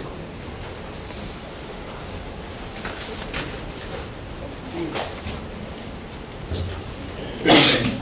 I'm Scott Barnett, and I was one of the people that helped organize a Better Binford Facebook page and started to get people talking about what could the community do to better help Binford. How could we help out and leverage the power that we have? Whether it's good or bad, I am now the ear for a lot of conversations on Fox Playground. I have 2 kids at Fox. I have a 2nd grader and I have a 4th grader. So for the past 3 weeks, I've been hearing, we want this, we want that, we don't like this. I'm going to do step by step. Open high school is just been shot down by everybody I've talked to. IB, there is a lot of resistance to IB. People feel like it can't be done in the right way, and it wouldn't keep the students there. We keep on hearing that the students are going to be kicked out, the students are going to be left behind. That's not the goal by why we got together. The AP or capstone or the AP springboard, it's intriguing, but I think it needs more to it. The fine arts, as you heard Christy bring up, could be a really spectacular thing. Why not blend these two? Why not everybody sit down and let's figure out how to make this happen? You've got a community that's on board. We've already approached Dr. Lyles at a PTA meeting, and I asked him point blank, I said, what do you need from the immediate community? What do you need from the neighborhood? He walked me down to the clinic, and he said, our clinic is atrocious. So we've got a dozen people that are coming over the Christmas break, and we are going to do an extreme makeover of the school clinic. Because the students up there that are already sick don't need to come to a sick clinic. This is just the tip of the iceberg, that if we can activate this community and neighborhood, what can happen? We're losing, Fox has 510, 20, you all know better than these students a year. There are roughly a couple students there. We're losing these students to the counties. We're losing these students to the private schools. Every time we lose one of those students, we're losing $10,000 from the state. If we could keep 40 of those students, keep the students that are already there. I don't know busing, I don't know the formalities of it, and get the numbers up, but bring in 40 or 50 new students a year. In 3 years, that's 120 to 150 new students that you all were losing. That's $1.5 million like that. And then there's another part. If you all can succeed, create the program. 30 seconds. You've started, you've built an anchor, and you can spread it to the other middle schools. You can use it as a model. Right now, you all don't have a model. You all say, the 8 middle schools need work, but we don't know how to attack them.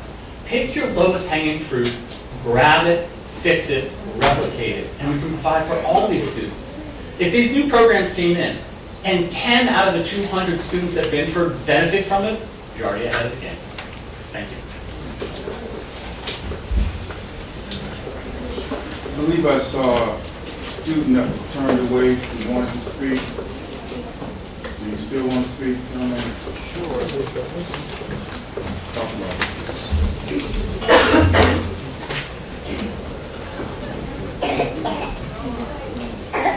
Good evening, Superintendent, Chair, Vice Chair, School Board. My name is Douglas Smith III, and I am a student at Open High School.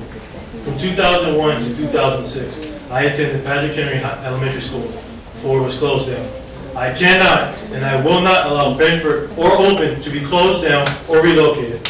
This is Richmond City. This is a great city. But what the mayor fails to realize, what the city council fails to realize, and frankly what you guys fail to realize, is that in order to build Richmond up, it starts with the school systems. Give Benford the tools that they need to be successful. Give Open the tools that they need to continue to be successful. But just don't stop there. Give all the schools what they need to be successful. You say little test scores. I say so what? Superintendent, you said out your own mouth that we would not measure a teacher's success based on test scores. Instead of putting principals and teachers on high strain because of low test scores, put those emphasis on life. Teen pregnancy is up. Drug and alcohol use is up. We need to make sure that the personal finances is good. We see that in college, that all those kids go to college, act a fool, and have all of that debt coming out of school. That is not good. We need to do something about that.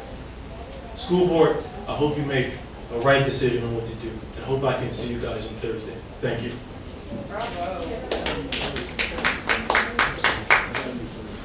Hello, my name is Naomi Thompson, and I'm a freshman at Open High School, and I want to go against the decision of integrating Open with Denver. I personally went to Bedford my first 2 years of middle school and then transferred to MLK. So from knowledge, I don't think it's going to be a good idea. I think it's going to be too much chaos. It is. I think that Open stands too much. It stands for too much to change it, and what it has done already. I think you should focus on Bedford instead of Open, because you're basically changing all of Open's principles by integrating it. So what problems do you really solve? Because you're just creating more problems. My name is Jasmine. I'm a sophomore at Open High School. So your full name, sir. Jasmine Your full Foster. name? Okay, take it again. Jasmine Foster. Thank you. And I stand against the decision for Open being moved as well, because I don't see how it's going to work at all. And it's not going to let Open look good by making Benford look good, because people aren't going to want to still send their schools to Open High School when it's already a part of another middle school. That's taking school out of middle school to put them back in the middle school for a high school, which doesn't really make sense. And mixing 6 through 12 where it is not a good idea at all. I don't think it's right, and I don't think Open will have any benefits for it. I honestly think we're gonna lose our popularity, or people just aren't gonna want to keep sending their students to Open. Open is not gonna be as successful as it is now, and it's gonna fail. I don't agree with the decision at all. That's it.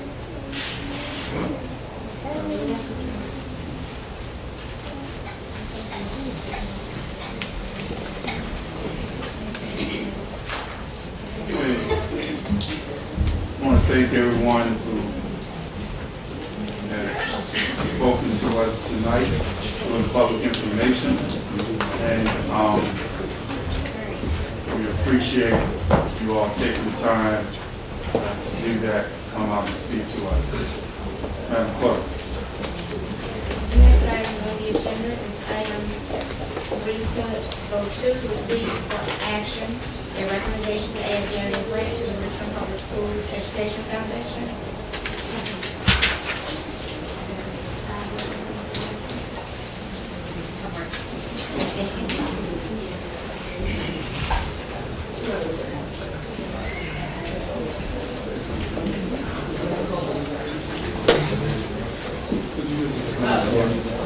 During the last meeting, board members will be aware that, or will recall, that this question came before the board. Mr. Coleman was not present, and the vote resulted in a tie. And per the Virginia code, that question has passed to the next meeting.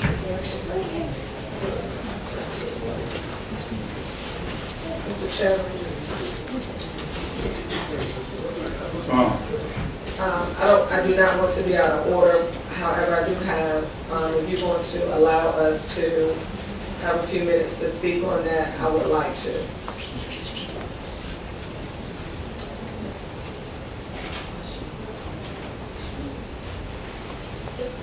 Was the vote to delay? No. No, they're checking them. Was it to appoint?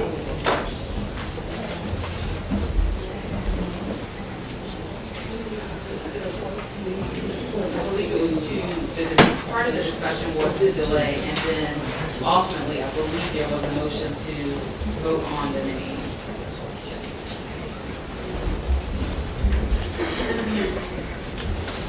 Okay, Ms. Muhammad, you wanted to make a comment on it? And I appreciate, I'm gonna wait until everybody is quiet because I will show the same respect.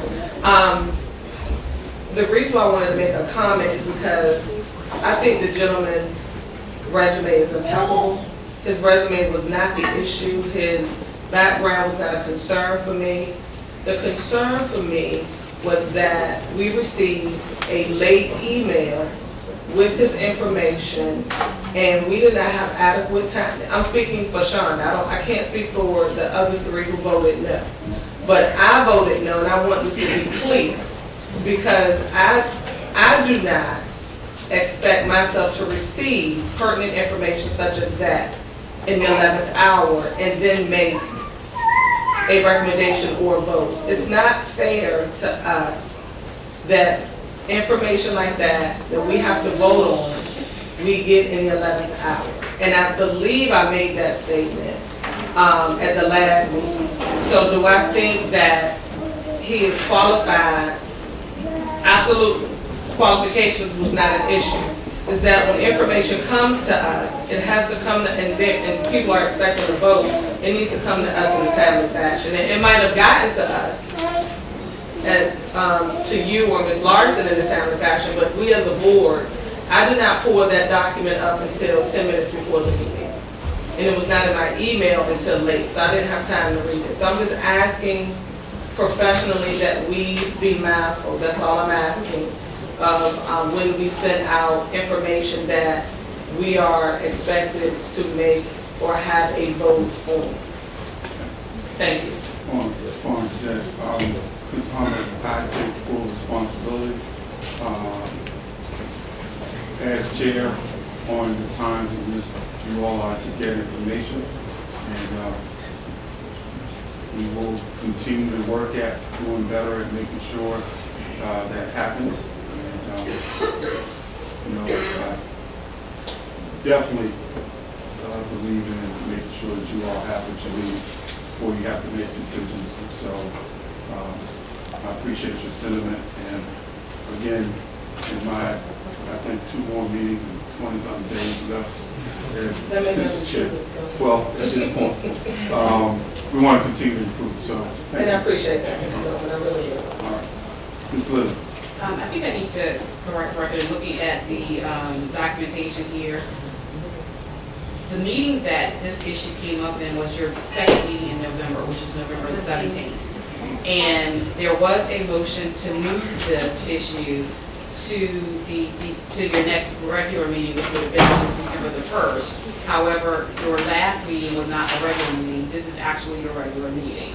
And so the motion on the floor, which was tied, was to move it to this meeting. So the question before you is whether to move it to the meeting that needs to be resolved. And then the question of adding this gentleman to the foundation needs to be regularized. Mr. Bourne. Seems to me that the outcome of the Clyde motion, which came to fruition. And so, because that appears to be futile, whether we vote that up or vote that down, doesn't really matter, we're considering it today. I would respectfully move that we approve the nomination of Darren Grant to be board member of the Richmond Public Schools Education Foundation. Second, is it within order, Madam Attorney? It can be, Okay. it can be withdrawn because it is ordered, and it is moved. We are at the regular meeting. And that was Vice Warren. Second. For this, Attorney Blanche is first.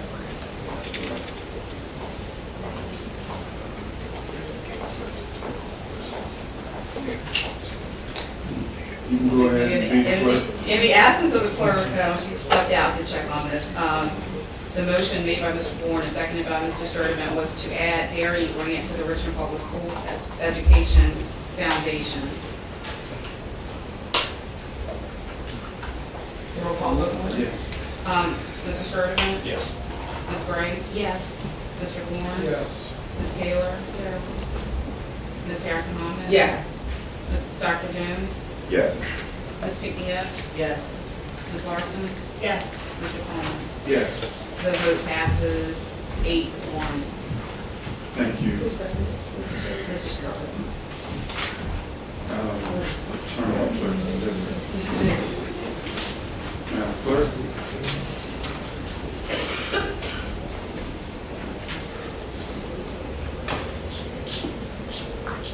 The next item is 3.02, receive an update from the Richmond Public Schools Education Foundation.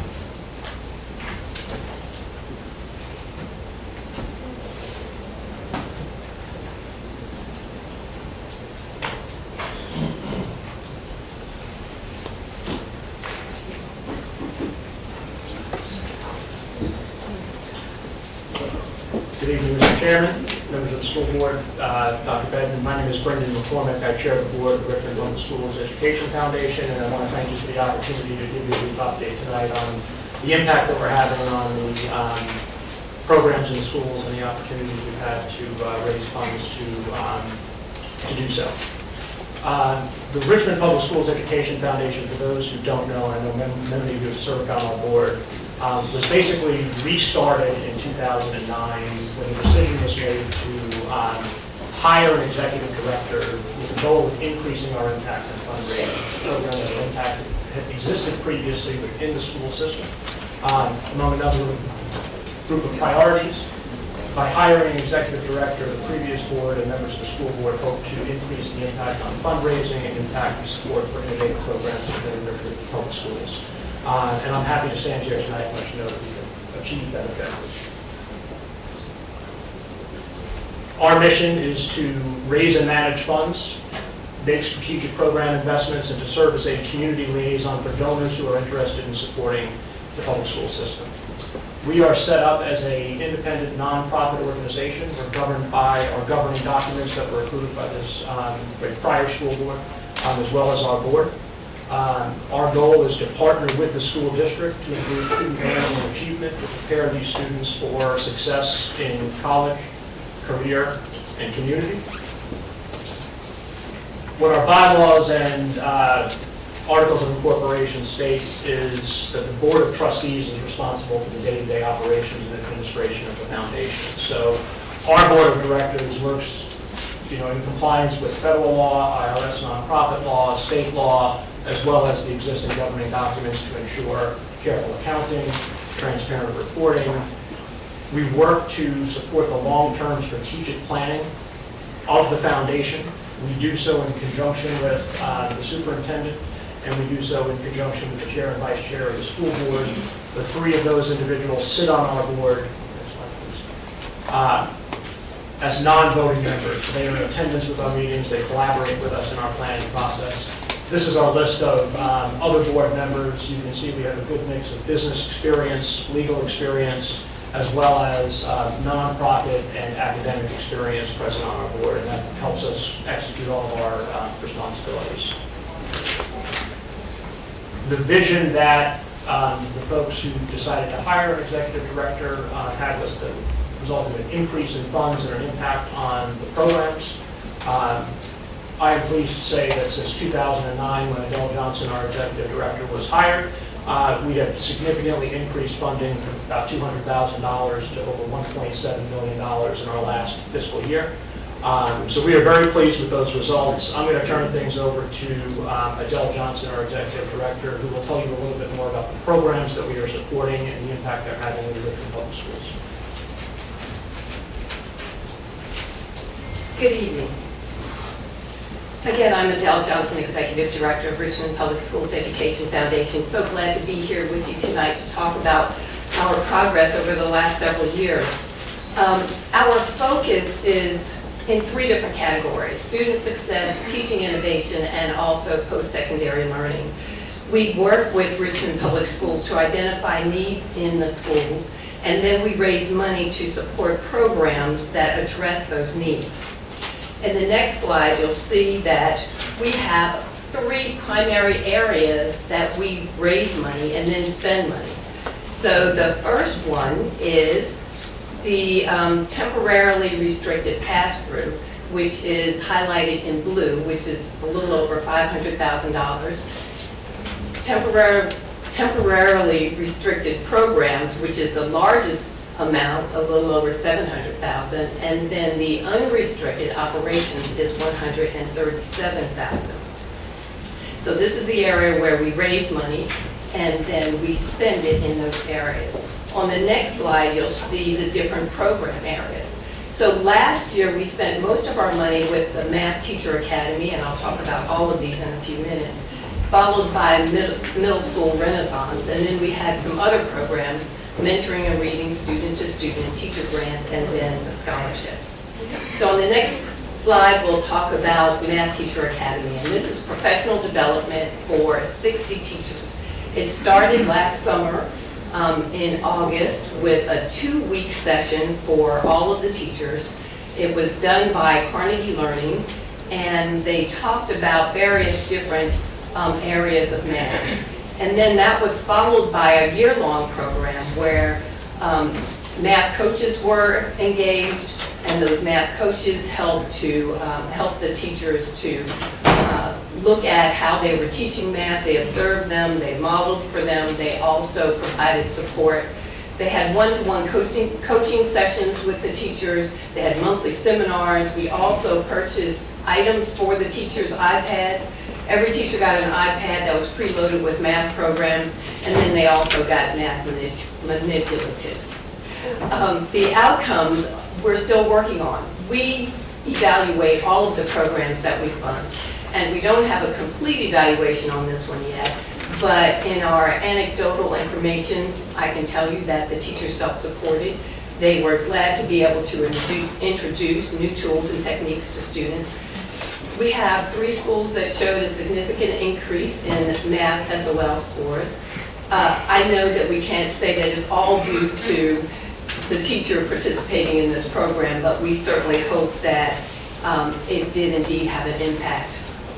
The next program is mentoring and reading student to student, and this is where we match high school students with first graders to read twice weekly. This program started, we're in our 3rd year now. We started with Woodville and Armstrong, and now we've added Stewart and Richmond Community. It's a great program because the first graders have a mentoring experience. They also have an opportunity to not only read 25 books during a year, but to build their vocabulary, spelling, comprehension, and writing as well. The high school students are trained in mentoring and also reading strategies. We work very closely with the principals of all of the schools, with the Title I reading specialists, with the libraries, and we started, like I said, with really focusing on the first graders, but we find with the training that the high school students are getting that their leadership skills are building quite a bit. The high school students get a small stipend during the month, and then they also get $500 towards a scholarship for each semester that they participate in this program. The outcomes for the MARS program are great. Each year that we have implemented this program, the average increase in reading levels has been 2.2 or 2.5. So we're really excited about this. We think that it is a great way to not only build literacy skills, but like I said, build a relationship between mentee and mentor. And we're excited about moving to, expanding to a second set of schools this year. Our next program is Middle School Renaissance. And you've probably heard about Middle School Renaissance. It's been around for several years. Last year was the first time that the foundation really got involved. We raised money to provide some infrastructure. Before that, the program did not have dedicated staff, and after looking at results and talking to RPS folks, we realized that it really needed dedicated staff. We enhanced the field trips, the sports, and other resources in each one of the middle schools. We introduced asset building from the Search Institute's 40 developmental assets. And then we also provided collaboration among the teachers in the various schools, as well as training for volunteers. Outcomes, again, still working on those with our third-party evaluator, but we find that the students that participate in Middle School Renaissance have a higher attendance and also fewer behavioral incidents. The students enjoyed a one-to-one mentoring relationship, and I think probably a couple of areas that were most exciting for the students were the increased number of field trips. One of the big ones this past year was 250 students went to the U.S. Science and Engineering program in DC. And we also have various other academic enrichments as well as supplemental activities. Sports, we've increased from just having a couple of areas to including 2 soccer sessions, tennis. I knew I was going to forget them. But anyway, there are more sports this year, and the kids are really enjoying it. And this week we have our soccer championship over at the Redskins Stadium. The next program is Teaching Innovation and Excellence. And this is a program where we partnered with Wells Fargo to provide grants to teachers. We know that teachers spend a lot of their personal money on classroom items, so we were able to provide 49 teachers with up to $500 in grants. And this grant money went for various different things. Some teachers bought iPads or computers, others used the money for field trips, still others bought lab supplies and other kinds of classroom supplies. Teachers felt really well supported. They felt like they were being recognized for the good work that they were doing, and they were excited about using these new tools in the classroom. Post-secondary scholarships, we all know that it costs a lot to go to college and that our students need support, so we were able to solicit scholarships from various different organizations as well as individuals who wanted to establish memorial scholarships. Last year, we awarded 42 students with $1,000 or more in financial assistance. And we also partnered with Capital One to get refurbished laptops, so each one of the scholarship students got a refurbished laptop. Tech Connect is a program that we're working on now that will be implemented in 2015. And this is a laptop lending program for middle schoolers. So we'll have about 15 laptops in each one of the middle schools that the students will be able to check out the same way that they check out books. And we're looking for this to help them with a heightened confidence in using computers, as well as being able to do homework projects and really just explore what you can do with computers. And there'll be some software installed, a couple of math programs, and then graphic arts programs and presentation software. So those are the programs that we're working on. Brendan is going to come back and tell you a little bit about I'm going to talk about fundraising partners. In addition to raising money for the programs that I just mentioned, we also work with other groups who want to raise money for particular schools or particular programs. For instance, the IB program over at Chimborazo, the Community of Caring program that you heard from earlier today. So these are groups that have decided they don't want to establish a nonprofit organization of their own, but they do want to raise money for particular programs, so we act as their fiscal sponsor. And there are others that come often, that may come during the year, but these are the ones that we've worked with consistently for the last couple of years. Okay, now Brendan's coming back. After I tell you that Living Legacies breakfast is coming up April 24th. This is our 4th year, and if you haven't been, please come, please come. It's a way that we recognize RPS alumni for the wonderful things that they are doing in the community. So these are leaders who have high achievements in their personal and professional lives. Thank you, Ms. Jones. And just finally, I just wanted to leave you with a little bit of the long-term planning that the board is doing. We are working collaboratively with the superintendent and the chair and vice chair. As you are working on your strategic plan and Dr. Benton is working on his, we understand that is going to help guide our priorities as we move forward. In the meantime, we continue to be focused on growing the number of donors that we have, growing the number of dollars that we have to invest, and evaluating the impact of our programs. So this year, what we are doing, we're kind of, looking to make continued progress before we were able to really accelerate that longer-term plan. We're working to expand our fundraising, to continue to advance our enrichment programs, to broaden our communications with the public about our efforts so we can improve our understanding of what we do and help enlist more donors. Continue to have a vital board, so I appreciate you approving Mr. Grant tonight, and continuing to build relationships with organizations like this one.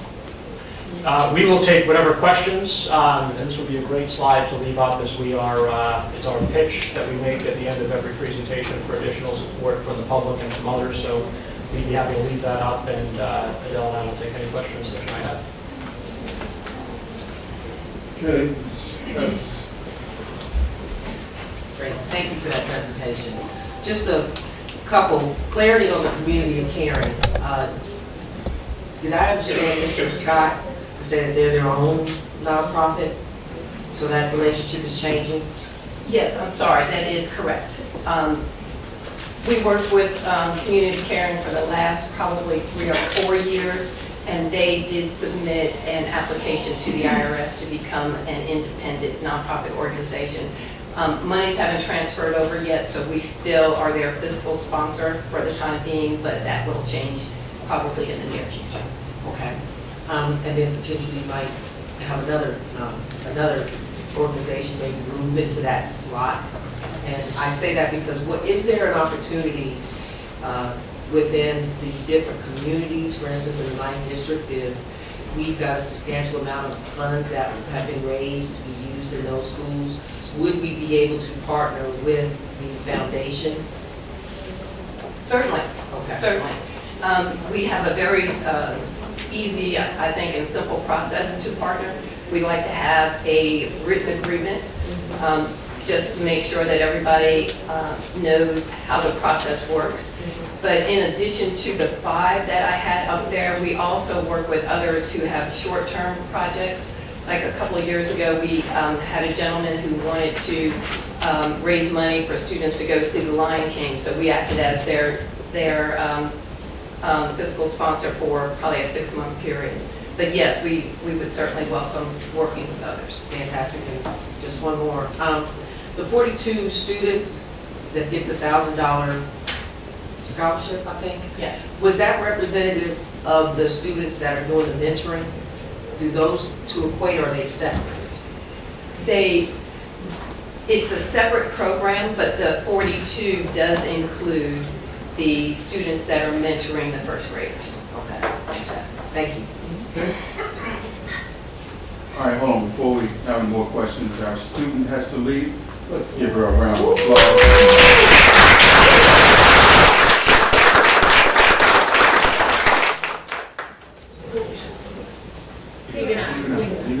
Miss Larson.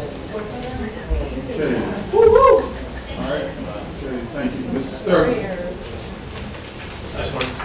I just wanted to quickly would say thank you, especially for the work with middle school sports. I know that there's a lot of demand for that, and we don't always offer everything the counties offer, and so that's been a great thing for middle school renaissance. And so I just wanted to say thank you for the work that you all do raising funds to make that happen. It means a lot to a lot of people. So thank you. Well, thank you for that. As you know, Janine Turner is our MSR coordinator, and she realized very early on that sports was an interest and concern for many parents and schools. So it's because of their interest that we were able to do that. Ms. Turner's here in the audience, is that correct? She is. Mr. President, no? Thank you very much. Mr. Vaughn. Thank you. I too want to echo my colleague from the first district. Thanks for the sports on the right path tonight. I just have one very quick question. Rough numbers. What are we spending on administrative costs with respect to percentage-wise? I think it's about 10-11% right now. So we are running a very lean organization. We have basically 2 staff members that we use, and one of them is part-time. I expect that will continue as our role continues to expand, as funds raised continue to require program oversight and other things like that. Eventually, it will move from being a very small startup to a larger organization. We've been going about that very carefully to keep those administrative costs low. So it's been very effective and efficient so far. I expect that we will continue to need to add staff as we take on new programs, just so we can continue to have a maximum impact. Ms. Larson. I just wanted to say thank you to both of you for the presentation and for coming. And in the last year that I've been ex officio on board, it's been great to see, how it works. And I also wanted to say to my fellow board members that, if you see things or hear things or have questions, after the vote the last time, I talked to Brendan on the phone, and he said, I'll talk to people if they have questions. So they're very accessible. Reach out to them if things come up. If you leave here tonight, if you still have questions about how the foundation works, because we're all trying to be in sync and work together. And, this is a great support to have around the work that we do. Thank you. Sturman. Just a quick follow-up. I was on the board in 08, 09 before Ms. Johnson was hired, and I was on the board as vice chair when Ms. Johnson was hired. And so I was there when we didn't have any administrative help to actually go out and raise money. And I think we showed the graphic where we had $20,000 or whatever it was in the bank, and now we're over $1 million something. So there's been a huge return on investment from that. So, no, from Ms. Johnson. Thank you. I too want to thank you all for this and the work that you do. And I also want to thank you for being here tonight. And I was kind of intentional about letting you all see the public information period, because the reality of the work that we have to do is connect with what you all have to do and to really understand, the passion that people have around what's happening with our schools, especially our middle schools. I think that's going to be a critical part where you guys continue to partner with us so that we can see great things happen for our middle schools. So thank you all so much. Is that a hand? Yes. Okay. I requested back in November a breakdown as to what your process looks like for selection of your board members. And that's kind of why I was reluctant to move ahead with the vote. If you all could provide that to me, exactly how you all choose what you look for in your individual candidates. And also, if you could provide the board with a breakdown as to how those administrative costs, that 10 to 11%, and how that's broken down specifically, that would be very much appreciated. Sure, I'll talk to both of those. We have a nominating committee of the board that nominates people to fill terms as they become available. Our board bylaws allow us to go between 7 and 15 people, and at various times we've been in that range. We are now at, I believe, 13 with Mr. Turner being added. So we solicit that from our board members. We vet them through our committee. We discuss them and approve them as a board to make sure we're all comfortable with putting people forward for school board approval. And then when you send them back, we'll once again vote on them to do that. So we solicit through our board and our network. We talk to our donors to seek members of the corporate community. The approach we have taken so far is really to look for a diversity of skills, to assist with program management, to assist with fundraising, and the role of the board right now is we're taking it from a small, very small organization to a larger one. I would describe what we have as a working board in many aspects, where the board is hands-on in assisting our small staff. Over time, that may change, and we talk about that regularly as a board to determine what skill sets make sense to help guide us into the future. So I think we'll take another look at that as we get the long-term strategic plan from the school board and the superintendent to look at the other initiatives we'll need to support. So we're always looking at that. Our terms are 3 years. Occasionally we have other people step off for other reasons, but that's generally the process. Our financial statements, you can see our financial statements for the 2013 fiscal year currently on our website. We sent the 2014 audited financial statements to our board members, so that our costs are broken out on that and will be available on our website shortly. We're in the process of filing our tax documents with the IRS, and once those are done, we'll put all of those documents up on our website. You could also get it for this officer, Mr. Coleman, we can resend it to you to make sure everybody on the board has those statements.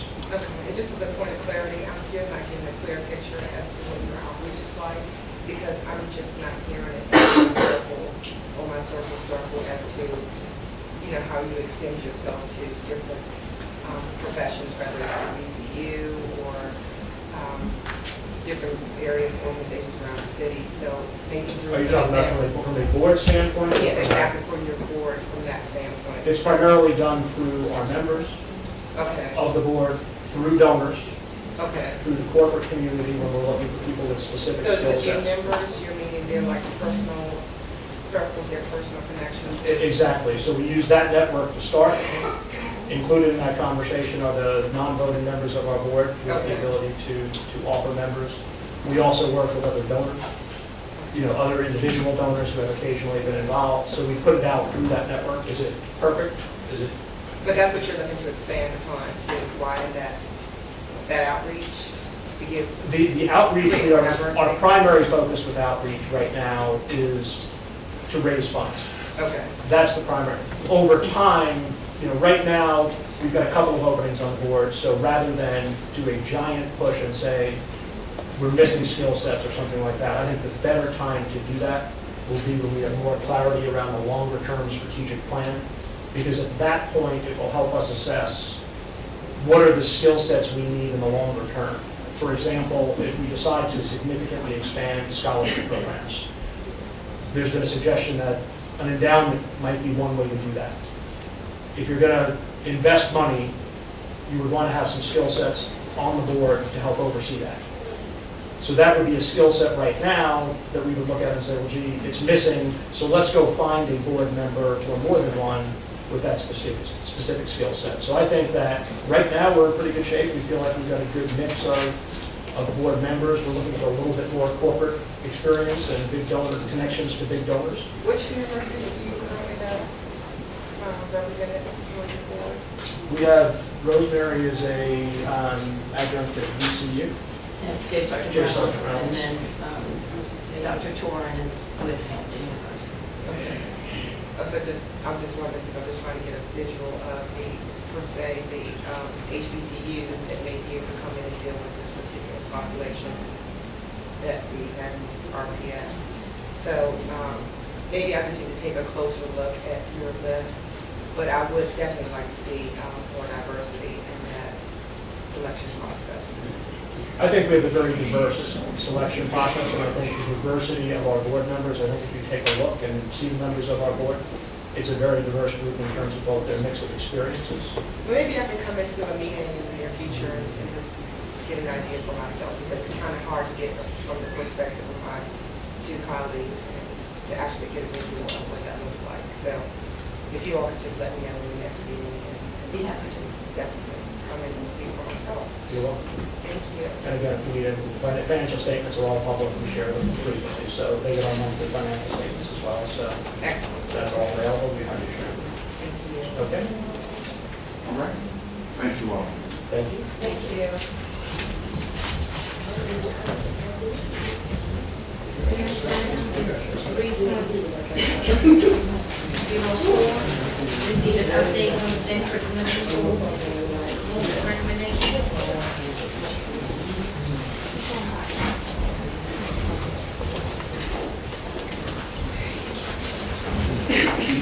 Good evening. Good evening. Wake up. Jeez. Say here, you did dance, First, as we get started, I do want to bring closure to some things that seem to be confusing and misinformation.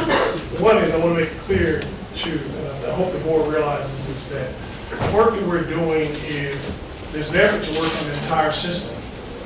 And in January, the first meeting in January, you would get the academic improvement plan. That is about the entire system. So we're working on what I call some significant issues. That does not stop the planning, because it takes a lot longer to put together a plan for an entire system to improve. Just for those that attend who may not be aware, we talk about some significant issues that we addressed. Immediately we had the controversial issue with Brown, and Brown was moved to a whole school model program, which actually is much more inclusive of all students. And a whole school model does not mean you water down program. It means that we are enabling kids where their strengths are to have access to a program, and all the teachers get the training and the capacity to teach and offer instruction at the same quality level. The same thing is happening at Thomas Jefferson Middle School. Thomas Jefferson High School, excuse me, actually had a new middle school, sorry. We worked on the focused funding, so you really talk about it, we're improving the allocation of dollars, at Title I. Even extended day funds have much more focus now. The phase efforts, the 4 options that you're going to hear about, how do they come about?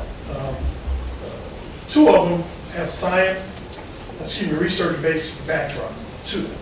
So the Springboard and the IB programs have been around for years, and I sent you all a comparison side by side. So they were not just pulled out of the sky and willy-nilly. In fact, I've had personal experience with both. IB and one of the first ever IB schools in Fairfax County, and then program Springboard being used in my last district, as well as a capstone program, and it is not intended to be just for gifted students. It is a model that is supposed to be about increasing rigor, and rigor is not quality of work or how hard the work is. That is not how you define rigor, okay? Obviously the arts integration is because of the school has previously had arts focus in the school. You look at the surrounding area and the interest of where the community is with regards to the level of arts and the proximity of the school. And contrary to popular belief, the conversation about open high school is not new. That was something that actually I heard about when I got here too. And to those that are in attendance, I want to clear up something. That was not a Mr. Glessman initiative. Mr. Glessman's only involvement was to give us information about that possible option so that we are aware. So I knew a little bit about how or what, if that could impact the school before it even got put on the list. And so the board said to us, which one of these programs would you pick? Well, we're not going to answer that. What we're going to tell you is we didn't put anything on it we didn't think would not work academically for the school. The survey is designed to give you feedback on what would make people interested in going to the school. And the second open-ended question allowed for people to give a 5th option comment or whatever other comment they wanted to put on. There has been no focus on or closing of the schools. In fact, only one option speaks to no more Benford. 3 out of 4 still in Benford there. So I'm not sure how that became the lead feeling or thought of the community. The admissions process, there is no decision about admissions process. That is something that once the board gives direction, that's a conversation that the board would have. How you want to make the school inclusive or not. So there is no decision about it being a magnet. And by the way, magnets can go every way from being very selective to actually being lottery and just open-ended. The term magnet is really about having a program that draws people. It does not necessarily mean you have to have a screening out process. So if you look it up, that will clear it up.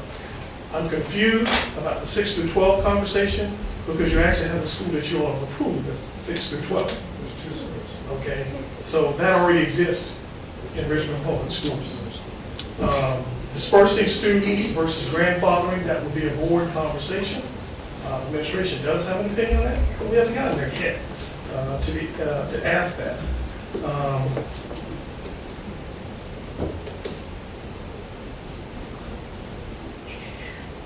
And 3 to 5% hit is absolutely true. Principals are told that we expect a minimum of 3 to 5% performance gains at minimum. Some of our schools need to go faster than that because we got to close the gap faster. Bedford has a lot of small class sizes. About 8 to 10 students on average, 7.6.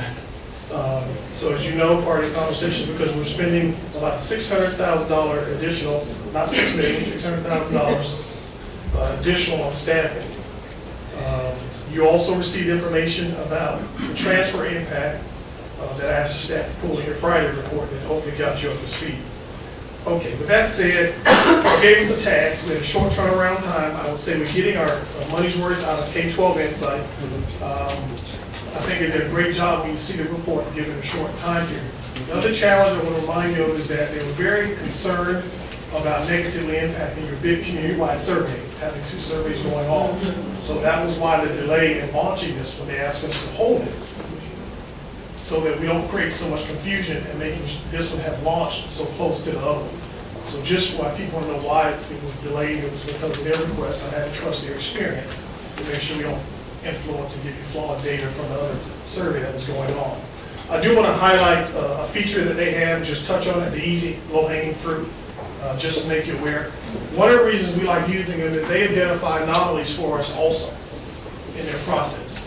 So when I say anomalies, sometimes they're called potential ballot box stuffing, meaning that, just for your reference, they will go through and look at where there's idiosyncrasies that may indicate possible ballot box stuffing. So each computer has an IP address. So from this list, they highlighted 3 potential ones. Don't be so confused about the 65 that jumped out at us, but we've looked at it. So we know that the 3 that they've identified and the one 65 is Comcast IP addresses outside the system. But just so you know, that's how detailed they get in giving us alerts. It is for our information. We decide what to do with them or not. You can only get so much information, but it's to make you aware of some of the things that exist when you do survey. They also will give you a text. So what you have received and is on for anyone in the public to look at is a download of all the comments that were made. We will not spend time on that because that is so much, but I want you to make you aware that that's open to the public. You click on it, you can see all the comments. But that is for you to look at between now and the next week to get a flavor. What they would have normally have done had they had enough time, and they declined to do this because they want to maintain the quality of their reputation, is a short turnaround time does not allow them to have the other part of the department go through and look through themes and trends. So they typically try to go through and say, do I see a reoccurring pattern here that you might want to be aware of? They were not able to do that, but normally with enough time, that's what you would get. Do they redact names or? It doesn't have any names. Okay. You mean as far as in that? Yeah. If someone mentioned it? No. Okay. So unless if someone referenced the name, now that they found it, they would normally tell me or highlight it, but as you can see, the short turnaround, it goes on and on, and just it. So there's a time crunch in the turnaround, but normally they would try to look for it. And you have 2 text boxes worth of that, so you got well over, I think 1,500 potential comments. Just want to highlight for you that this response number is the key. What about profanity? Normally they would have, but we haven't noticed anything when I skim it. The response number is the most important thing. It is, they can actually cross-reference and be able to do a search and see if a person who's made multiple response to group it. So that's all that coding is on the side, just so you know if they had to do an analysis. But right now, all you got was just a straight data dump with all the comments, no analysis done at this point in time. So the bulk of what you will see here, and then we'll get at, you asked for some estimates of cost also. That was added over this short turnaround time. But what you will find is that there were a total of 821 responses. There was one invitation sent, there was 816 electronic responses, and 4 paper responses. That's how you get to 821. Does that answer your question, Ms. Taylor? I saw later after we already. So when they say unique responses, this is how many people said something. 816 were unique, something different about it. That weren't duplications or something similar. So that's the difference in that. What you find here is a makeup of what percent of each category, because people were allowed to identify a category of what they represent. The numbers will not necessarily equal 100. Here's why. I, for instance, if I responded, which I didn't, so I put that out on the record, I can fall into, I'm a resident and I'm an employee. And a parent. And a parent, yes. So I can hit 3 areas, so don't think they should add to 100%. A person, if they really claim who they are, they can be in multiple categories. Okay? I'm trying not to make this labor intensive for you. So here's your results. You have the number of people who responded in rank order of an item listed. So for instance, IB got 261 people who chose it first, but the arts integration got 302 who chose it first. So they give you the pure raw number. Now, what they also do is they give you a relative weighted score. And here's how that happens. The report provides 3 pieces of data that show the rank preference for each program. The first is the weighted score. Each rank is given a numerical value of 1 to 4, which is then multiplied by the number of times a program received that rank. Second, the highest weighted score was converted to a standard score of 100 for a relative weighted score. The other weighted scores were converted to 100-point scale also, using the highest weighted score as the denominator. Then finally, you get the overall rank, which shows the preference order. So that's how you get the relative weighted score. So you get the pure raw number, and then you get a relative weighted score. That's what they said. You got to write that down, explain that, because I couldn't explain that. Okay? So, okay. Always said, If the arts integration had 302 who ranked number 1, that's saying 302 people rank that as number 1. And then when you move all the way to the end of the road, its overall rank is 2. So because of the relative weighted score. Because you get for lack of better, oversimplified. Okay. They assign a value to the ranks also. They assign the what? A value to each rank too. Okay, they assign. For instance, like it's 302 in rank 1, but it only has 184 in rank 2. So IB got more people rank 2. So just take the cumulative effect of rank 1 and rank 2 was push that up when you multiply it for weighted score also. So that allowed the ranking for the IB. Okay. Right. It gives you relative weight and you got a pure straight number that you can see. They gave you both. Okay. Okay? So you can see the real numbers and you can also see relative rank, kind of like popularity. So, does that make sense? Yeah. Kind of like the popularity of it. So when you talk about the community meetings, one of the things that I would say to you is that the community meetings, you received a report, a summary of those in your Friday report. As you can see, there were a lot of people who responded to this survey. The community meeting was just a small microcosm of it, so you put it in perspective. Does that make sense to everyone? Could the people that attended the community meeting Oh, also. absolutely, we hope they did, yes. Okay. Yes, they should have. So we gave them a hard copy there, and we only got 4 that were turned in. And what happened, they sent us instructions. Each actually, Mrs. Stanley was the only one who actually manually entered that person's response. So it is captured in here. So if you were a person who turned in a hard copy, we manually entered your results into the system so that it got counted in the system. What percentage of those who ranked with the scoring system actually had a comment also included? I didn't ask him that, I haven't asked him. Okay, I'm just trying to get an idea of how many comments. I didn't ask that, I haven't asked and see if they could, I just sent y'all an email saying that. Now, with that said, you asked for some budgetary information. I'm gonna do the one that I received myself first, and then you have staff members. So, when you talk about the Springboard program, we had to give them a guesstimate. So, you look at the quantity 85, that is if you had about 255 students in school. The right column is if you had about 500 students in school. So they just evenly broke it out for budgetary purposes of each grade being equal. So in essence, you have on the first column, credit student handbook editions. So we gave them the actual handbook editions as the top. And that's the math course, 6th, 7th, and 8th grade, and English language arts, 6th, 7th, and 8th grade. So the total cost for that, about 250 student school would be just under $10,000 Springboard material. The right side will show you what the cost would be of about 500 student material. The bottom is a little bit less, which to me would be a more robust program, and if I had to choose, I'd pick the bottom one, because it's digital. What that would mean is that we would also have to purchase and provide each student their, or access to one-to-one laptop or tablet.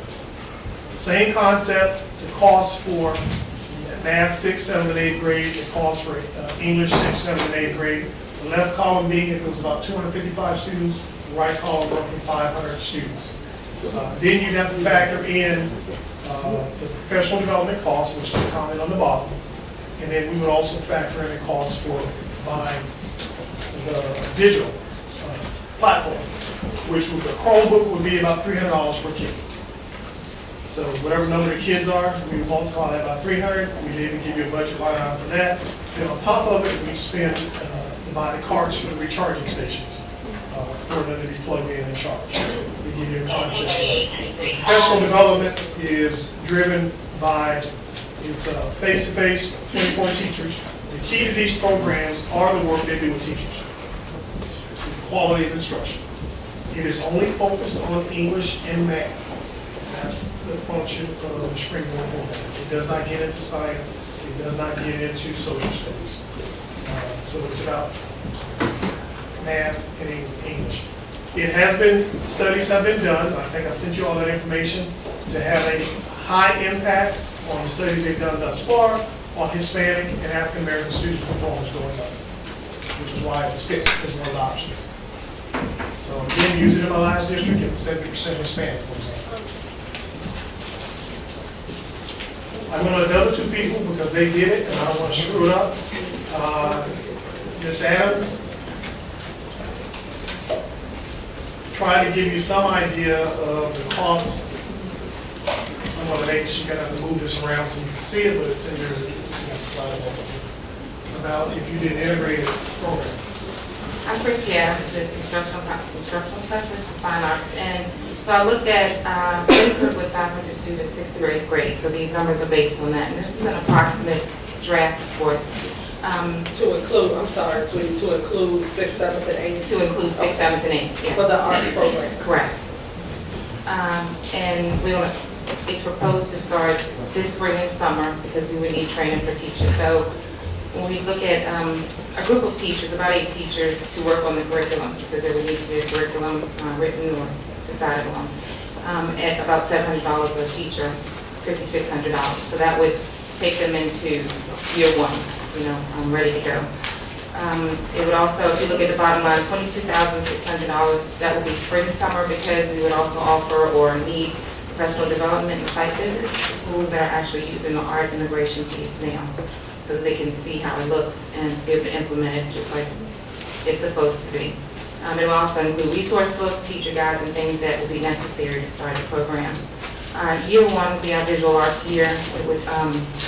The bottom line says $368,600, but that also includes bringing in more full-time staff, which at about $70,000 a teacher. You would have a theater teacher, dance teacher, a creative writing supplement, because we have English teachers there. This also would include, we have 3 part-time music teachers, so they would be full-time now in a program like this. We would also add 1 additional art teacher or visual arts teacher. So after year one, the number drops a little bit, although I've kept the 3 or the new teachers on board. But if you look down at the 42,200, we took that number out because this will be continuing. These teachers would be on staff from this point on. So in taking that out, we still need maintenance costs, equipment, supplies. And in a program like this, you would need guest artists, so there's a line item of $3,000 for that. Portfolios, which as part of the presentation, these students would develop a portfolio over their 3 years there that they would have that encompasses all of their work over the 3 years that they can use to get into some of the high schools and even take on the college.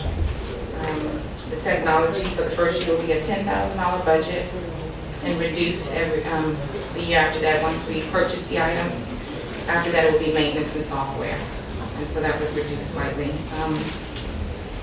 And if you look, every year after the first year would be a $42,200 would be the yearly price or cost to maintain this program. Questions? Just one very quickly. Who would, for the students that would be taking music and might need instruments, do they get the instruments for free or would they have to pay? Ultimately, we'd like to encourage them to get their own so they can practice at home and that sort of thing. But there's a line item of equipment and maintenance of $3,000 the first year, music and instrument repair of $3,500. So over the years, we would buy new instruments and repair those that were broken to help out students that need assistance. But ultimately, we want the kids to have their own instruments so that they can take it home and use it. So that would be encouraged. However, we have resources for them. Okay, so that's what I want to understand. Do they buy the instruments or not? Or the instruments supplied to the students as part of this curriculum? We would like for them ultimately have their own personal purchase instrument. Okay. But we would provide resources for those that cannot afford it. Okay, okay. Ms. Muhammad? The technology line item, the first year, I know you said that it set cost, I'm sorry, I couldn't pull mine up, my computer froze. And then the next year is going to decrease. It would just include the maintenance and things like that. And would that be coming out of, and this may be more so for Mr. Westby is not here, but maybe Dr. Benton, if you can't answer it, is that coming out of their budget or Mr. Krantz for the technology, maintenance, and software and all of those things? Well, it ultimately have to be built in the budget. The budget anyway, but, Yeah. right, okay. And so, I mean, you just have to ramp up to cover the cost. And there's a line item, technology, for $5,000 for every year after the first year. That will be included for repairs, for purchase, whatever is needed to continue the program. Now, with this arts integration piece that you are sharing with us now, that would mean that moving the open, would this include moving open house students into the? It's its own. I just want to make sure that those who are here can hear that this piece is separate from including open. Okay. Thank you. Oh, I didn't mean that you can sit down. I'm saying thank you for answering my question. Any other questions? Okay, I can say it. Thank you. Mr. Cole, you all right. Thank you. Okay. You have questions for her? Just now? No. Dr. Benton, okay, great. I heard you mention that you had a conversation with Mr. Glassman, even though it wasn't his idea. Do you have plans to meet with the current administration while Dr. Miles and Mr. Sales while we wait the board to make a decision as to how we move forward? The only reason that the meeting was held with Mr. Gillespie was because I have some idea about the program and the impact on it. Have you met with the current administration thus far, currently up to date? I've been to the building, as you know, to meet with the staff, that's it. Okay. The only reason that Mr. Blessing was consulted is because he knows the program.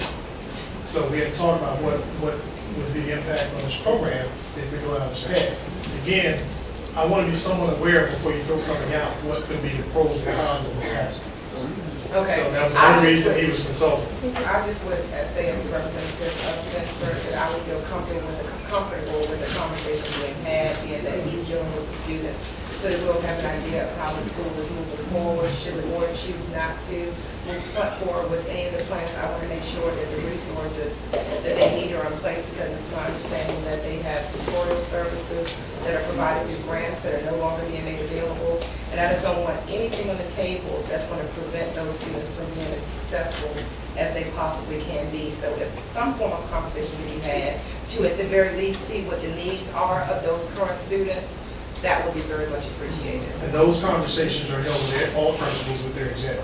So now that you tell them what you're sharing, what you're talking about, that's what Dr. Leonard and Mr. Jeffries Okay, do. are you aware of that? Communicate any black resources. Okay, well, I've been making aware of it, so I would appreciate it if you can look into that and make sure that any resources they need to be successful are put in place.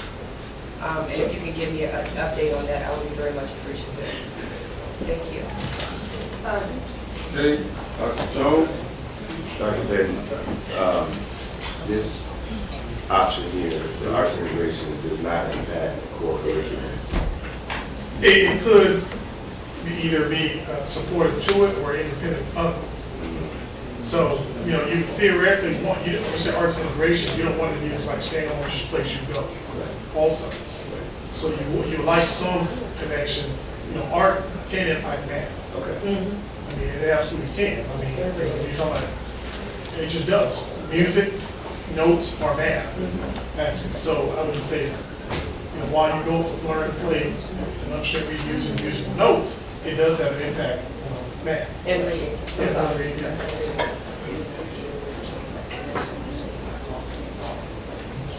Okay. Thank you. So, you know, is it dependent upon it? Not necessarily, but you would want it to be, yes. Because what we have to get to also in our schools, we gotta get to a point where non-core areas don't act like they don't have responsibility for performance in core areas. So when I was a principal, so we said we had to have this targeted efforts in English and math performance board. Because at the time when I was a principal, we were using Stanford 9, which is predominantly reading and math scores, which are accountability. Well, each non-core area had to present to me a plan for how they were going to support one another. So they still have to be connected. Because what you hope to create is a consistent commitment across the board from all teachers, so there's success or failure is everybody. Not just, well, because what has happened unfortunately is when we get accountability reports, in a lot of places the name of the teacher is on that report. So it looks like it's just that teacher's issue, but it's not. Just like we also know that a student's success or failure at the next grade level still depends on the preparation at the prior grade level. So why maybe I got 10th, 5th grade, if they didn't get a good foundation in 4th grade, that could impact my ability for them to be successful. So we want to create buy-in and success across the board. So the model that Christy was presenting is for it to be not like an art in some people's mind that you just go somewhere, and I'm trying to figure out how to explain that, but that's not the concept. You just go to an art class, you just go take a music class and go back. That's not bad. The arts integrated piece would happen in every classroom, and there's a lot of research out there, but you would also go into an art and theater, music, dance class, but it would come into the core classes as well. So when you're demonstrating the water cycle, it would be through movement. You could talk about it with students actually physically acting out the process of a water cycle, or something like that in any class. And it can be used in math to demonstrate through movement or sound, like you were saying, using musical notes, or equations through visual art, measurements and things of that nature that would tie into the standards. So it would not just be separate from the core, it would be an integrated piece that would take place in every classroom, whether it's the art, the theater, the movement. So it'll be something incorporated into every class, not just the electives. Jill, I'm sorry, Ms. Epps. Thank you. Excuse me, sorry. Dr. Bennett, I want to back up to the IB for enrollment. Now, you know, it's coming up next soon, so you might. Oh, you didn't talk about it yet? We might have to pause back there, it's coming up. So you might want to write it down and Yeah. the IB person. Just move forward. So as you know, that the IB idea, again, was something that there were, maybe February, March, consensus to even consider this as a possible option. Partly because of, again, the conversation about opportunities in the Fan area. The other piece was your feeder pattern right now does not support Thomas Jefferson High School. I mean, it's pretty much kids go to Brown and then they, either go there or they go somewhere else. Bedford actually feeds Brown in its current format. So I'll say that in current format. This is another option put out there because it exists in the system. Was for the possibility for IB. So, Mr. Washington.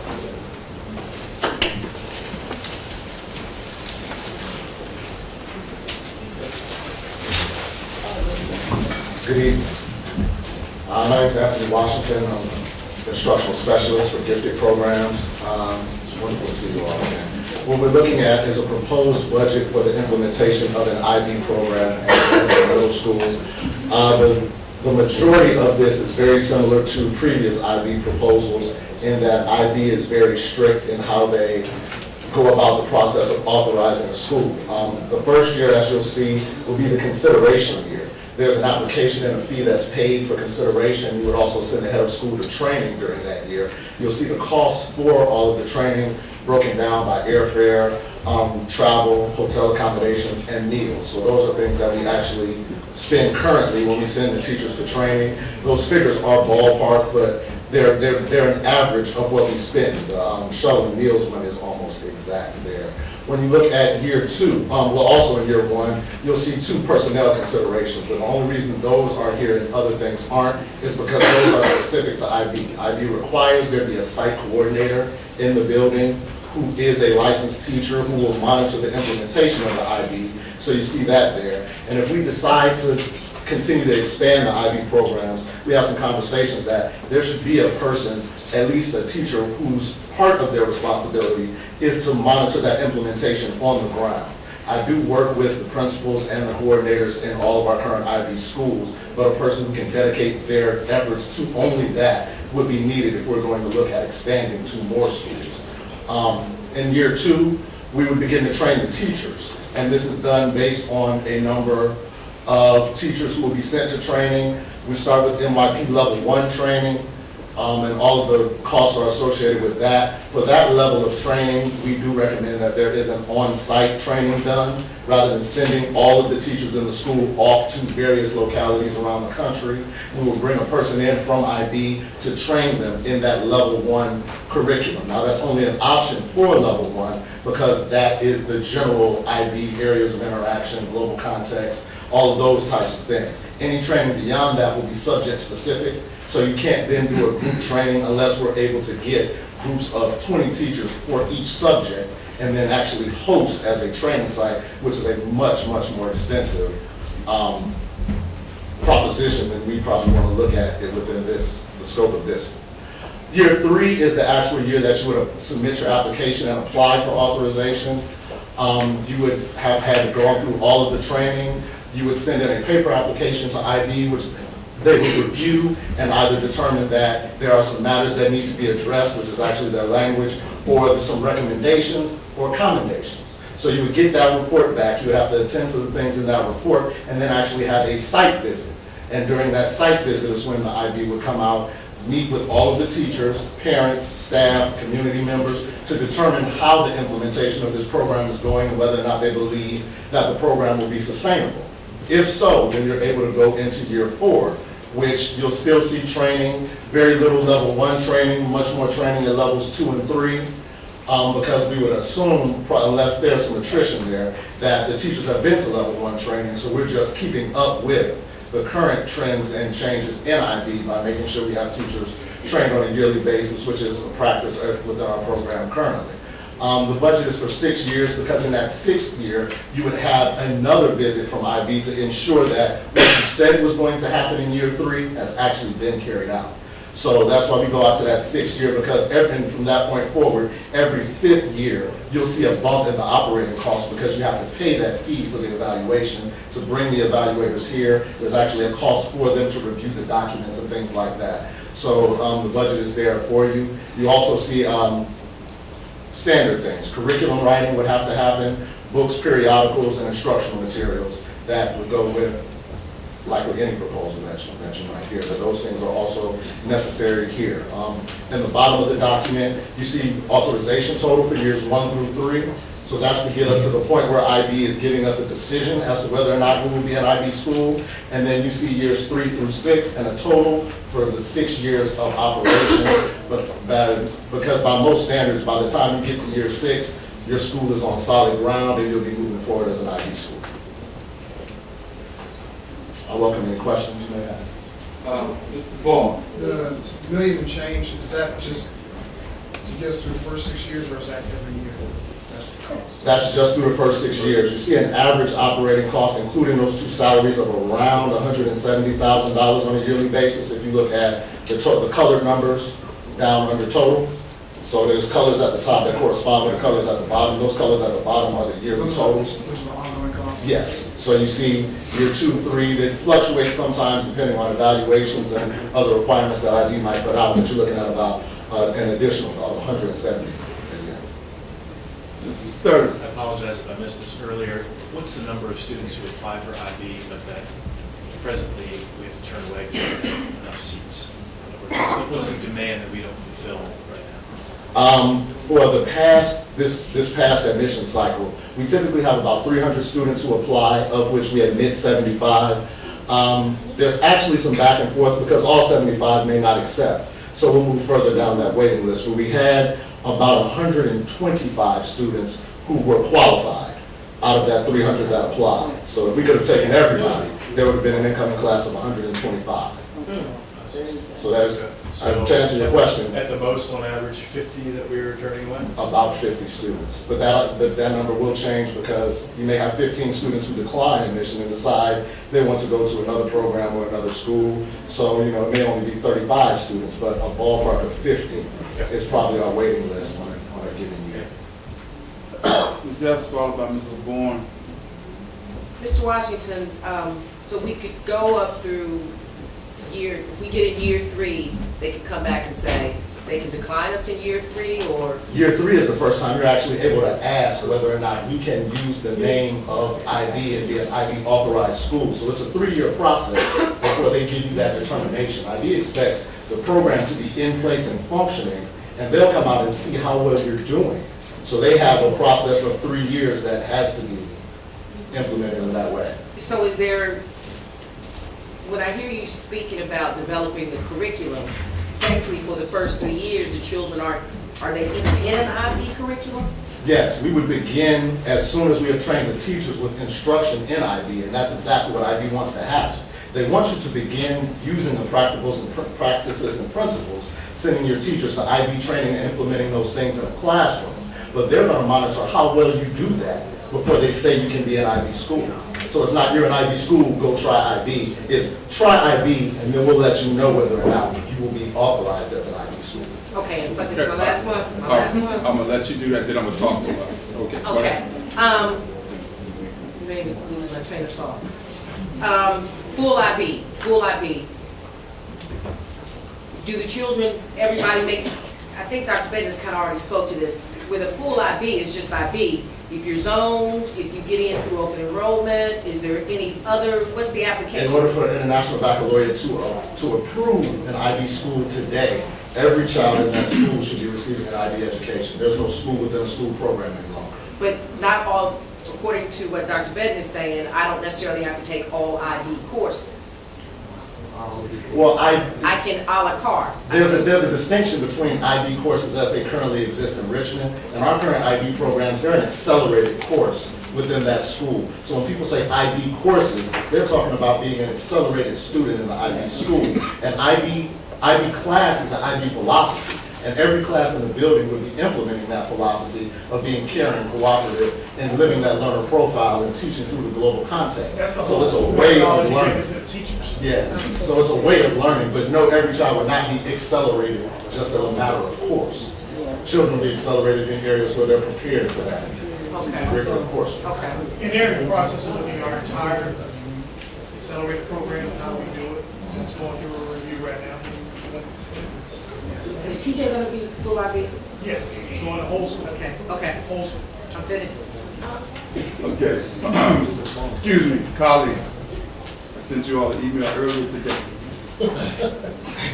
because I knew this was going to happen. We're going to have to try to monitor ourselves. It's 10 after 9. And we set the standard that we get 3 minutes, but we also get 2 questions. So we just, because I know we get into the conversation and we keep asking questions. I'm good with it, but we got to just remember, ask a question, then let somebody else get one in, then kind of come back. Okay, Mr. Bourne? I can follow up, Mr. Washington. Okay.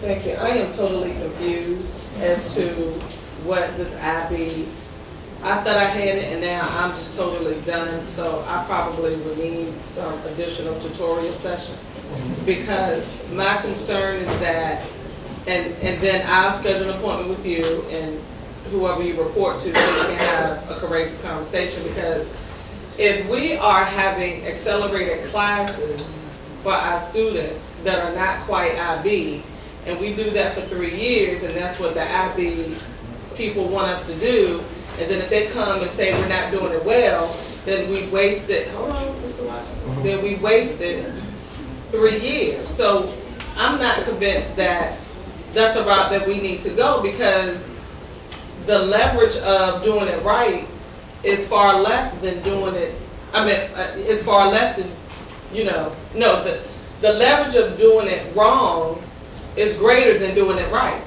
So based on the research of the district. Well, I just want to clarify something for you in your initial statement.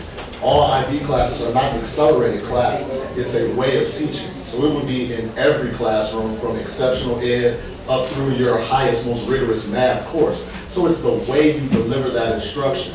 And that instruction is to be delivered in an interdisciplinary fashion. It's to have an international focus. But these things don't require you to be an all-A student to grasp these concepts. Anyone can learn what it means to be caring. And IB says that you will teach your students to be caring. You will teach your students to be communicators, to be thinkers, to be inquirers, to be cooperative. Anyone can learn those things. So it's not that that's an accelerated piece. And the other piece is that it's a matter of IB saying that you have to take this seriously. They don't give out that designation freely. Right. So every school that is an IB school went through this 3-year process. It happened at Thomas Jefferson, it happened with Lucille Brown, and this year Chimborazo was authorized as an IB school after going through this 3-year process. So it's a 3-year process that cannot be circumvented. But if attended to properly, it's not really a guessing game. They lay out exactly what they expect to be happening. We go down and make sure exactly that is happening. So if this is what the board chooses for us, we have a model to follow to implement it. So that threat is there, but we would take very good care of it. The model of Lucille Brown? The model of IB. Of IB. IB provides that, and they give you a guide to authorization. I'm sorry, that's what I'm okay. I'm gonna have to sit there because I'm not a support. I can't support something. I don't understand. I thought I had it, and it's not. Mr. Coleman, okay, I'm good. I'm Okay. All right. I have a big question here. All right. So with the IB, tell me what the administration was thinking when you realized you put it forward as an option, and you understand that it's 3 years before you get to it. What was going to be happening with everything that's being talked about Bedford, where Bedford is, and all of that, because I noticed when I was with Chimborazo, you still gotta run the school Absolutely. before you get to that place. So, tell me what you guys were thinking. First thing I think you're asking, and I may be wrong, is you gotta, if all of the options except for the one that's got the least positive response, you have the implementation process with the arts integration, with all when you jump in right away is also Springboard, but you still, professional development, all of them go the implementation process. So you still got to show improvement and we risk state intervention unless we show a certain amount of progress. So like the administration came up and said, we're going to show X percentage reduction in, students not meeting standard. That they're talking about what they call, for lack of a better term, safe harbor. If you do that, then we have a better chance, like we did with Bouchard, with and Armstrong, to make an appeal for conditional accreditation because they had very significant gains. I mean, they had really significant gains. There were school districts that had requests, like Norfolk had a school that was denied. There was somebody else had a denial on their accreditation appeal. Was it Hampton? Newport News. So part of the challenge we're facing is, somebody else now makes a decision about your status. We don't control it anymore. At the end of the day, what's left out of what's getting favorable, unless that comes back on the docket, we're all going to be going through a process. But at the end of the day, it's about more quality instruction. I think the young lady at Mary and Carey said it best. It's about leadership and teaching. That came out of the students also. And we're trying to, with these models, also improve that. I don't think, and I would say here, that I feel pretty comfortable that there's not a teacher I felt like when I visited a school is not trying hard. We got to get them working at the right things and improve the quality of what happens. There's no lack of effort on their part. At least I didn't feel that. I mean, nobody's perfect, but what we're working on, we got to be smarter rather than harder. It's not that they're not working hard. It's not that they don't care. At least I didn't get that feeling in my business. So I don't question that. But we have got to get some systemic approach to improving the quality of instruction in the school that helps get those large gains. To move the school forward, to stay involved. And progress is a word. We got a new leadership and a new focus, I believe. I feel comfortable saying VDOE. There's legislation that they're working on to talk about another, even in the state law, in the governor's office, but it's hope that is focusing on what do we do with schools that are making progress. So, as everyone has talked about, we stop calling them failing schools. Because our system also is in a situation that no matter what, you will always have 36 failing schools the way the formula is laid out. But they also are being open and honest and recognizing that priority schools are a label of poverty also. The average free and reduced lunch rate is like 84%, and about 80% minority of all of the priority schools. And they're all centered around urban settings.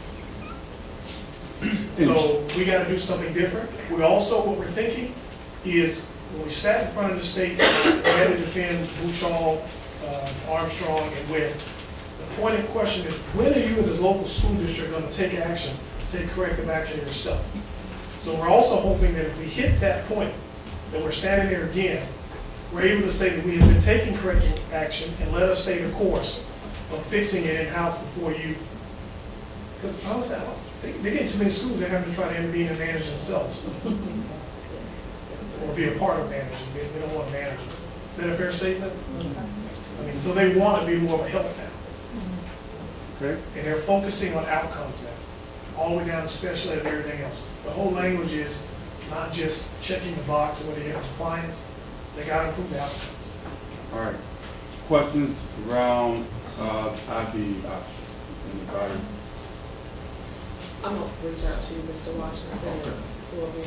In any of those, Excellent. Ms. Perkins, you said sit with another person. Yeah, Ms. Perkins whoever, would because be- I'm not sure. Yeah, Ms. Perkins. I don't have the list in front of me, so Sitting I there. email you. The same thing with Christy women Joe. on Who is Ms. Perkins? Oh, Ms. Perkins. Director of Curriculum. Just to answer some of the other questions as you go forward, Mr. Krantz presented data to me that was given by Cropper.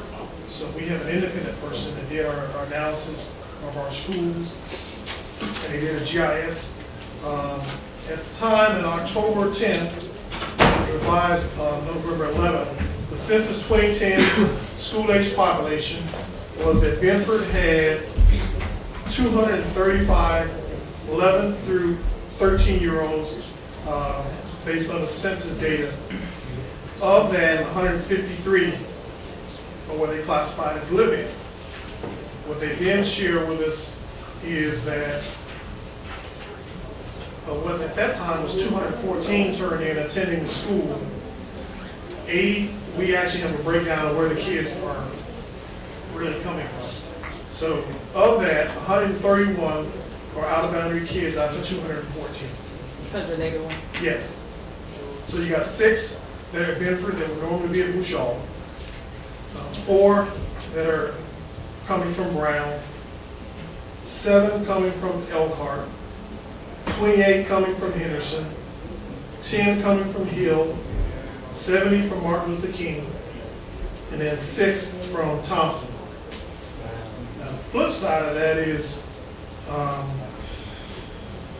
where did 70 of the kids who were zoned for Benford look like they're somewhere else? 22 are at Brown, 6 are at Henderson, 32 are at Hill, 2 at Martin Luther King, 1 at Thompson, 2 at Franklin Military, 1 at the time this was done was at Real School, and then 4 at Ross, Richmond Alternative. And again, that was done on October 10th. 2013. 14? Okay, 14. All right, Mr. Sturman had a question. If we move forward with the IB plan, but we go into priority status, there's a chance that the IB organization could deny us the ability to become an IB school. We're already in priority We're already status, aren't we? yeah, we're already in priorities. The only thing that would come up, where we're headed now is a possible loss of accreditation. That's okay. If we lose accreditation, though, they can say we're not going to allow you to become an IB authorized school. Is that possible? Where do you go? That is possible. I think that is possible. That's a huge possibility. So that's a risk. That's a risk that we take, right? All right, Guru. Don't, why are you looking at me, Mr. Washington? Yeah, I'm feeling some type of way.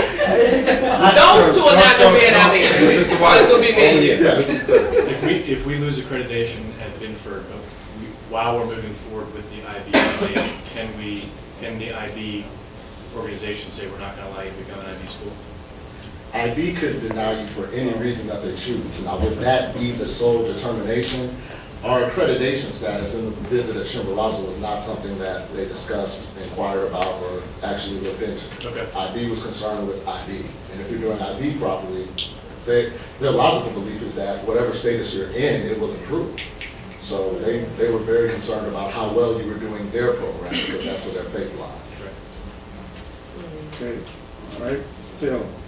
Okay, I just wanted to put on the record, I need to have some scheduled sit-down time with probably Dr. Boyd, I think you did the initial report, and probably Dr. Benning as well. 2 years ago, when I first came on the board, I was given a list of students who were trying to get transportation into the Benford Middle School. This list consisted of over 100 students. I've reached out to the parents on this list via telephone, and they've explained to me what their background what their rationale was for not being able to get to the school. But continuously, I'm getting a conflicting report from your administration. Now, I have not been able to share this information, even though it's been reported in the time of dispatch and accurately. I have not been able to get expose this or share this information because, of course, it's student information and it's confidential. But if we could plan a time to sit down in the near future to compare lists, it would be very much appreciated because I know that there are over 100 students who are trying to get into Benford. That's one. Secondly, for Dr. Bennett, in regard to transportation, that's being provided for our students currently. If the school should go into an IB program, will we provide transportation for all of those students under the whole IB school? Again, as the previous meetings, that's something that you all would have to decide. Whether you But as it want is to now, offer- as it is now, will we You- provide it? Well, as it is now, I can't answer about Benford. As it is now, the IB students get transportation that are for the, I guess, 75. Yes, so all of the students at Lucille Brown and Thomas Jefferson in the IB program do get Richmond City buses. Okay, so we would Richmond Public expect, Schools. no funding has gone away that would disallow those students to get transportation if that number should increase from the beginning of school, a whole school. I mean, but as it is now, if we were going as to how we currently operate, then we would expect all additional IB students to receive the same level of transportation that current students are receiving. If you want equity of opportunity, the answer is yes. Exactly, and that's the point that I'm trying to make. If we can provide transportation for additional students, then is it possible for us to provide transportation for, Well, transportation is always possible if you don't pay the cost. That isn't. but we would be paying the cost for additional students if it's a whole school, a school as a whole IB. So if we're doing that, then couldn't we have eliminated some of the enrollment issues and provided transportation? As I understand it, your enrollment situation 2 years ago was the buses went away because of NCLB went away, not because of the programmatic change. You were busing students in as part of the No Child Left Behind requirement. Because that school, as I understand it, was very successful at that point in time. So when NCLB, which was a statewide change to their request for NCLB, in many states went after it when they decided they weren't going to require mandatory busing. Because when NCLB first came into play, transportation was required to be given, and not a reason that you would not allow a student to opt to go to another school. That was taken away. Schools that were receiving it for that reason, nobody got it anymore. What you have had is for your specialized programs, you are offering transportation. So if you kept the same model, the answer would be yes. And that's something you all have to decide. But if you follow your normal trend, yeah. And then we have to run the costs and you'd have to ask for it in the budget and make an informed decision. Right, and I totally agree. It's just that with the transportation policy having changed last year, as well as we're trying to keep enrollment numbers up, it just baffles me as to why. When you say change, We altered the transportation policy, whereas according to the policy, anywhere there's a room available on a bus, we are to provide a student transportation. I personally, Ms. Lilly, do you recall that the policy that basically put together for you, little by little, slowly by? Where it's, Are you talking about open enrollment transportation? you know, just a transportation policy that spoke to wherever there's room available on the bus, that we provide transportation for students on that bus. Ms. There Taylor, was a policy change. There was perhaps, definitely a policy change for that. on last year, there was some discussion prior to Dr. Benz joining us when Dr. Lewis was here as the interim. There was discussion about the possibility of transportation for open enrollment, and one of those options included allowing students to be transferred in open seats. We talked about last year, and that's some of the data that we provided, that some students had been riding buses from out of zone, they were unauthorized, and we talked about the liability issue in that if there's an accident, we can't account for who should be on the bus, and that was a concern. At that time, we moved forward with sharing the different options, and that's where we talked about one option being if there's open seats available, and we presented that a student could ride the bus. When we showed the trend of open enrollment numbers, we looked at it for the highest elementary schools, highest middle schools, and highest high schools that had open enrollment, and it would only allow a small percentage of those students to be transported. Again, during those discussions, we talked about the fact that if the enrollment for open enrollment continued, students wouldn't necessarily be guaranteed transportation for subsequent years if the students in those zones require those additional seats. And so that was the point of the discussion there. And ultimately, we decided to go ahead and postpone that, but at no time for open enrollment were students authorized to ride the bus. Postpone what?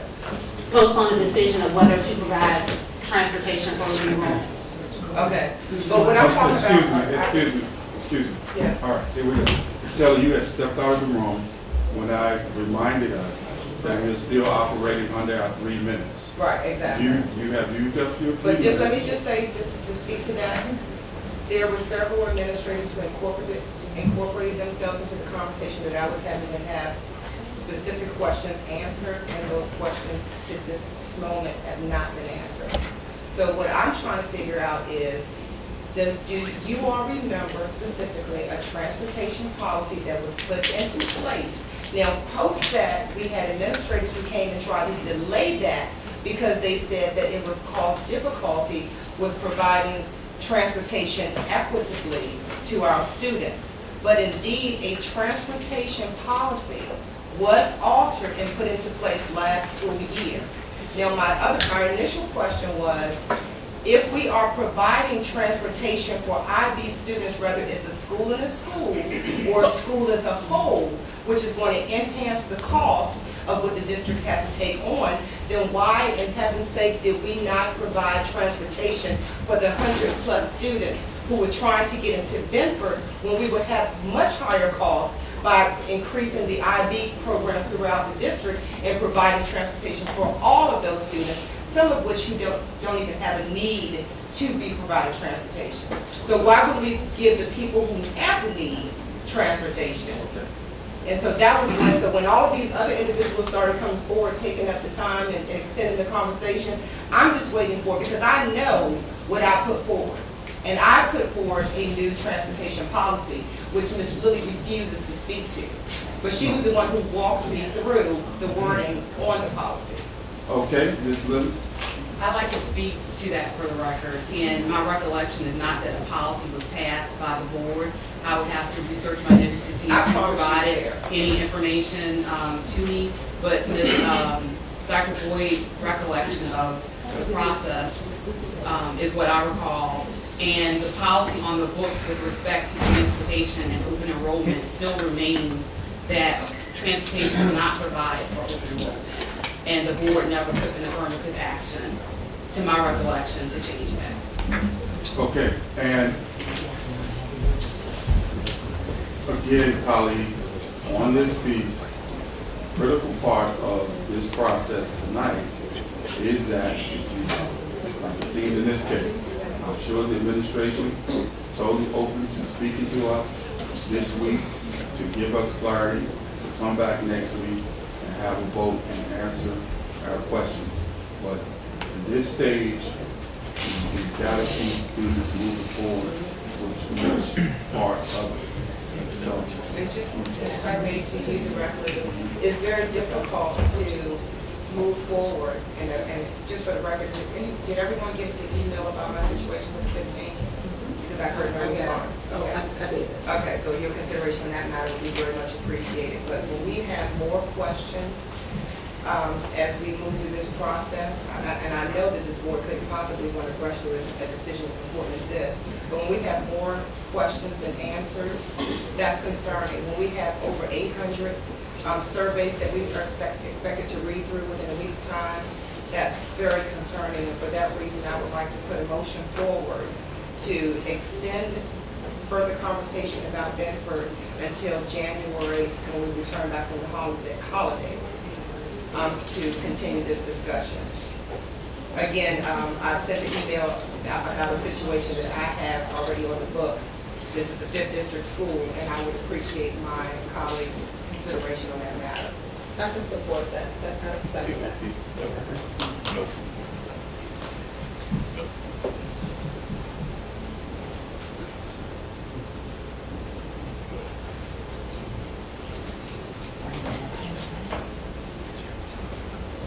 moved and second, Madam Clerk.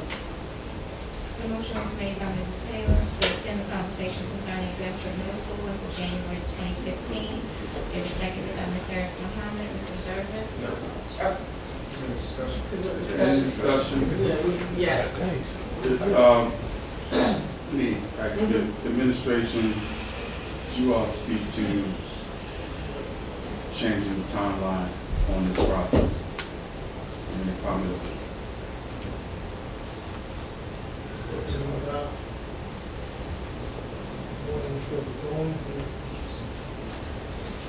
What's the date? If you do it the first one,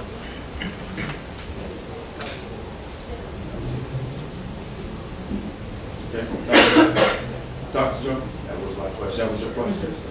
Yeah. Kirsty Judge, Yes. I mean, my response was, family, given Christmas holidays, We were the looking question for was some whether or not the time, not knowing which way they go, the impacts of you all lose. We need time to train teachers so that they can be ready on day one. And so, Um, They delay. Yeah, if we delay too, yeah, if we go too long, they won't be ready on day one. I'm looking at least 6 months to prepare teachers because they would need site visits, professional development training, and so that's got to start happening as soon as possible for the art integration. Yeah, the only thought probably for either of us is that if you decided next week, you'd probably be working on this over the break. So that's just probably the only difference. We wouldn't be working directly with teachers or anything like that. We just plan for implementation of whatever you decide to do. Ms. Taylor, Mr. Bourne. I'm sorry, she- Yes. Thank you, Mr. Brown. A couple of concerns that I have is that the number of, and I appreciate you all's hard work, I really do. The number of surveys that we are expected to read through, and I appreciate on one of the highest levels, the administrative team and Mr. Jeffers and Dr. Batten and whoever else got together to make these options available for the public and the community.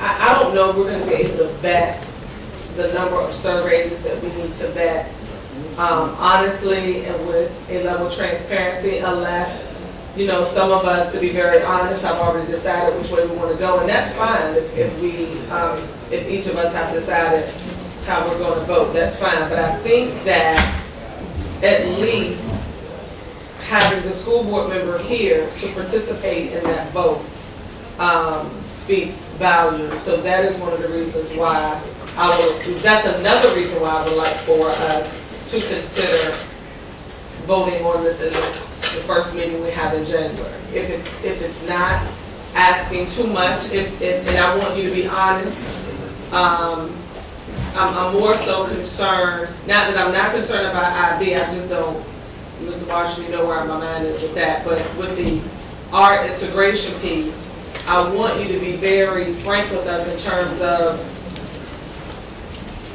what you, absolutely. Is that gonna move us one way? I don't know, but I just want you to be. Well, we can't rush that piece. Sure. We gotta get, we gotta get good staff development, good training.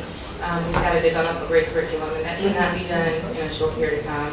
If it is rushed, the teachers will not be ready, students will not get what they need. So that's why I said at least 6 months is minimum. So if we vote in January, I'm sorry.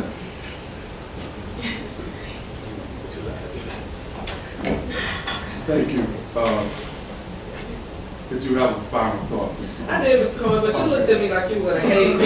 I've been through that process already, so it's not a fun process. I just, I'm trying to help us because we get into conversation. I just want us to. Finalize it. Go ahead, finalize it. Go ahead.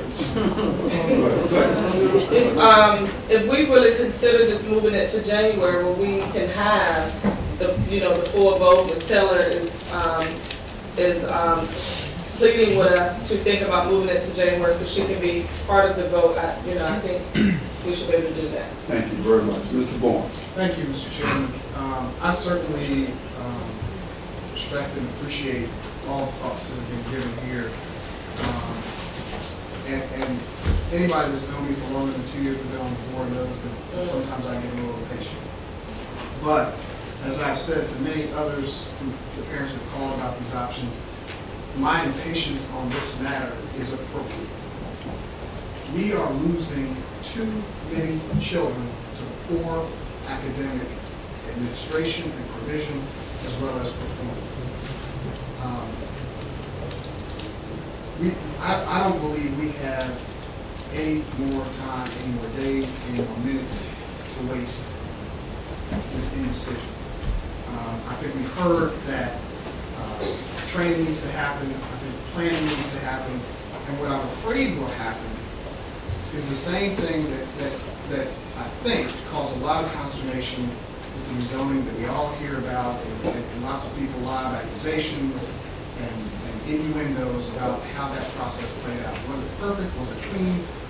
You know, no, rezoning never is. Anyway, what will happen in my fear is we'll get to January. Dr. Bedden has already said he is presenting an academic turnaround plan that night. That is a full meeting in and of itself, and one that we cannot give short shrift to. Because that has so many far-reaching implications.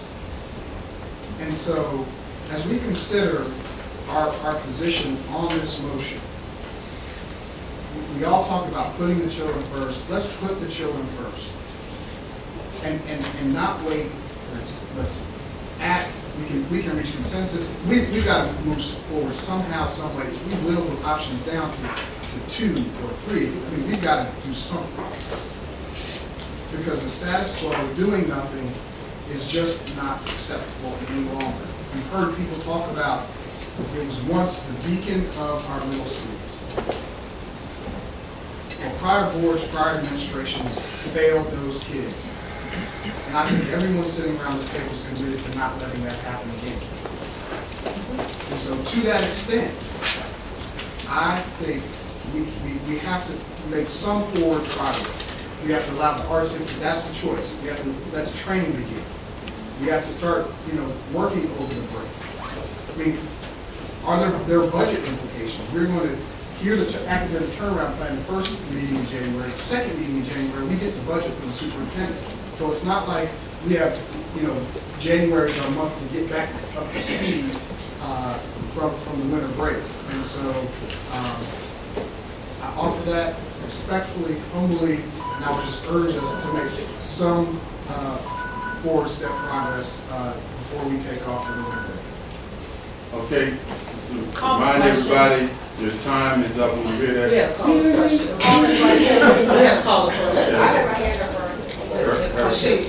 The motion to call questions in front of Okay, I'm sorry, and I don't mean to be disrespectful, but this is Ms. Taylor, and it was my motion. Ms. Taylor, this is the Robert's Rules Board. Well, I Call for the apologize. question, I apologize. takes the precedent. But after this call to question, I would like to take a point of personal privilege, which is separate from what you all are discussing, and that's my rights. Right, am I correct? Yeah. Chair, personal point of privilege, if someone has been offended by something that's done, that is my rights as a school board member. Then I'm disputed. Show me where that's not the case.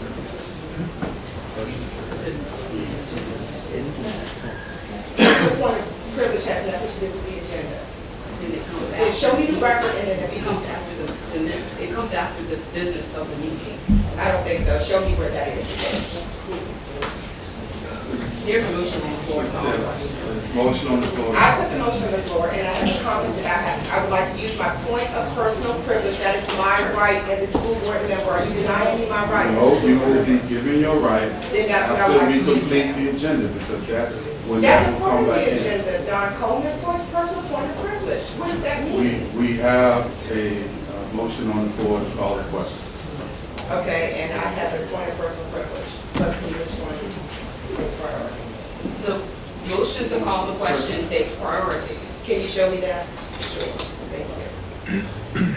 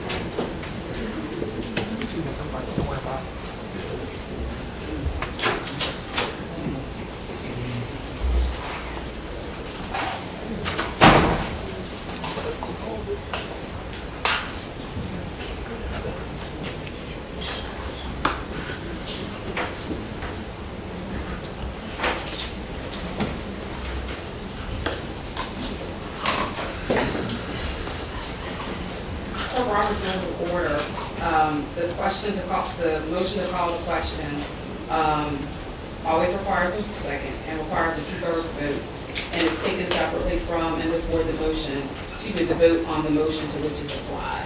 It's to shut off debate against the will of even one member who wishes to speak and has not exhausted his right to debate. So that particular question with respect to, calling the question takes precedent over other questions that, or even the debate. The other issue with respect to, I would have to look at the first point person privilege. Okay, we can move ahead with this motion. You have to resolve this We have to motion. resolve This motion takes precedent over that. It's all And this is a good. question of whether or not to close the debate. And if that motion does not carry, the debate continues. You get I your chance. understand that, but I just want to know how the point of personal privilege incorporates itself into that, because it's not as if I'm speaking towards the discussion, I'm speaking towards a personal point of privilege. Right, but It's a separate entity. but if It's not the- a conversation Right. about that. If the point of personal privilege doesn't even relate to the motion, then it's not a proper subject for this time. Right. The motion on the floor is to, first of all, the motion on the floor is with respect to delaying this, was your motion to delay this, the vote, okay? It was discussed, you moved it, it was seconded, it was discussed, someone has called the question to end the debate. And that particular question has to be resolved before you move forward, you can't just bring up something else. Okay, I understand what you're saying, and I'm willing to move on, but I still would like to know the future references, because I'm gonna do that, Okay, but if I'm it's, I'm graciously, willing to move on, but I just don't agree with the assessment. And I have heard things to confirm what's going on, but either way, I'm ready to move on. Okay, motion? Motion to call the question is made by Ms. Gray, and seconded by Mr. Sturdivant. Mr. Sturdivant? Yes. Ms. Gray? Yes. Mr. Bowman? Yes. Mrs. Taylor? Yeah. Mrs. Harris Mahoney? Yes. Dr. Jones? Yes. Mrs. Pinky Epps? Abstain. Mrs. Larson? Yes. And Mr. Coleman? Yes. Motion passes. 7 ayes, 1 nay, and 1 abstention. To close the debate. So now we address the motion. And the motion was made by Ms. Taylor, seconded by Ms. Harris Mohammed, to extend conversation concerning Bedford until January 2015. Mr. Sturdivant? No. Ms. Gray? No. Mr. Boone? No. Mrs. Taylor? Yes. Mrs. Harris Mohammed? Yes. Dr. Jones?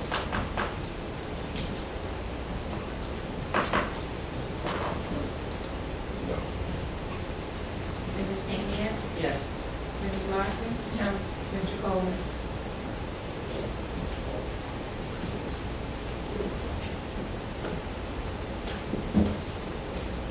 Yes.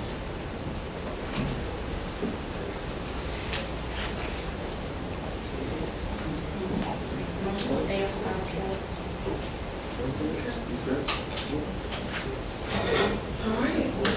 The next item on the agenda is item 3.05, receive the RPS legislative program. We're not moving to the next item. There's still questions around for both. Okay? I haven't even talked. All right. Ms. Lawson.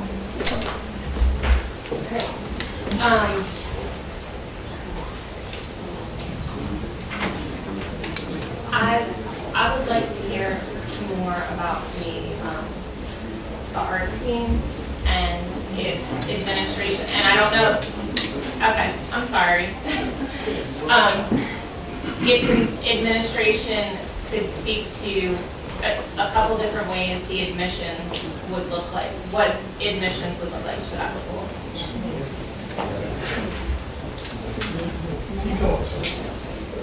I'm talking general, and then Chrissy Joe, if you have any thoughts. The admissions process is something that would have to be determined when you bring the options. For example, you could do a selection process if you wanted to. It's not something we have decided. You can do straight lottery if you want, where it's just open to everybody. You can do lottery where each district has so many seats if you want to. So there are a variety of ways. You can have a baseline screening process. It just says something as simple as some type of good standing clause, passing grades, no major attendance issues, because obviously we're far away from home, things may become more of a challenge. And then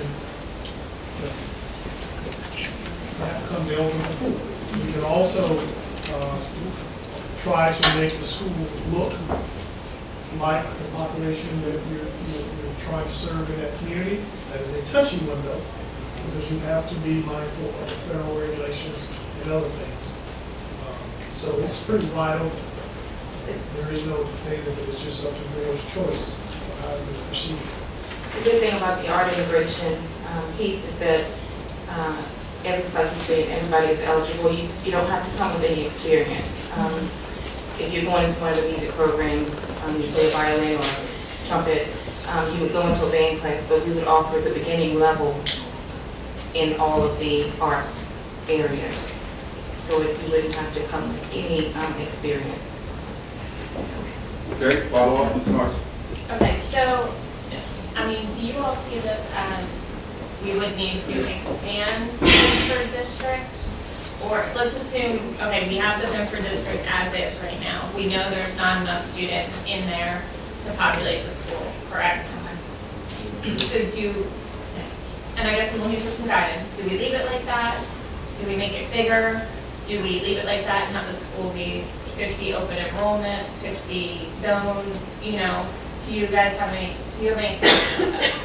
No matter what you decide, unless you're going to, first of all, if you have just, it's left as is and the kids apply, it can be hit or miss with how many kids want to apply. You won't know that until you do it. Okay. You just, so the program is a draw. Right. To get your enrollment up. One option is to influence that by addressing your boundaries and capturing a true segment of students. So you could do a complete boundary change to increase enrollment there, or you can do what you mentioned, which is a combination. But Brown is a combination. Brown has what we call set aside. You have boundary kids that are guaranteed to get in there, and they got set aside for out of boundary kids. So you can do a hybrid also. Born. Thank you. This is related to the first question. Are we necessarily suggesting that the Arts Academy would be an application process for Entry zone? So some kids, if there's room. Yeah, you could actually do zones and then just say whoever wants it. Now, the only thing you might want to pay attention to if you did that is the availability of the spots need to be about creating by grade, so you don't get this skewed up and down influence, so the kids don't get the large 8th grade class and then all of a sudden they leave, you're out of whack. So one of the things we're finding out is we got to do a better job with our shortage mechanism related to actual capacity of teachers in there also. My question is simple. It's not, I was asking about the presumption that it's going to be an application. No. Setting, or if it has to be a written. Okay, thank you. I assume that's the same sort of answer you talked about earlier. Yes. All that applies to whatever you put in. Which is the interest, boundary and interest only, because as long as you got space, come first serve. And that would be the case like one district where big time, big staff applications, and we got there first. That's how they let it be.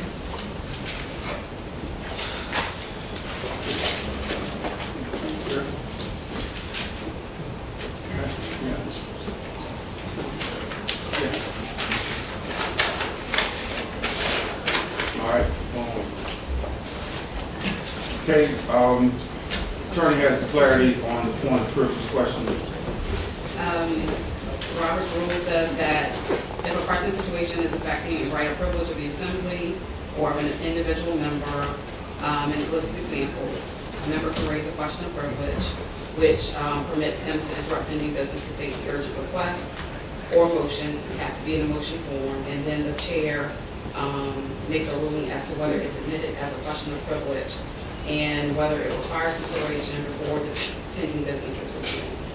Could you read the examples? I wasn't giving that out.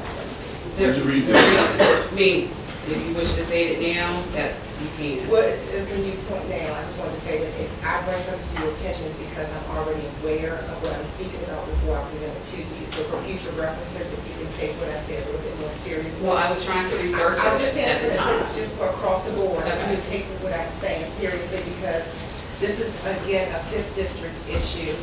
And I know that there's a lot of divisiveness in this board, but if we could do what's in the best interest of children and hear what the other individual has to say, and I think it's all about our own individual thoughts. We are 9 districts that represents a division. So if you can keep that in mind when we're making decisions and moving forward, I'm not going to be here. I'm going to be out of town. And the fact that you all don't even care about me being included in the process, that's very concerning, especially when we all collectively make decisions in the best interest of all of our students. Gracias.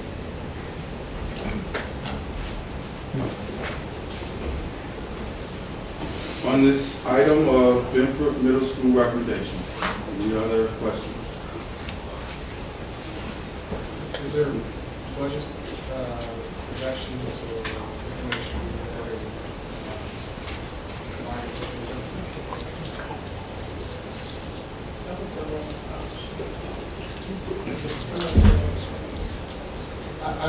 and I understand it sort of has had a lot of cold water put on it, but I think if we're going to make an informed decision, we need all the data points.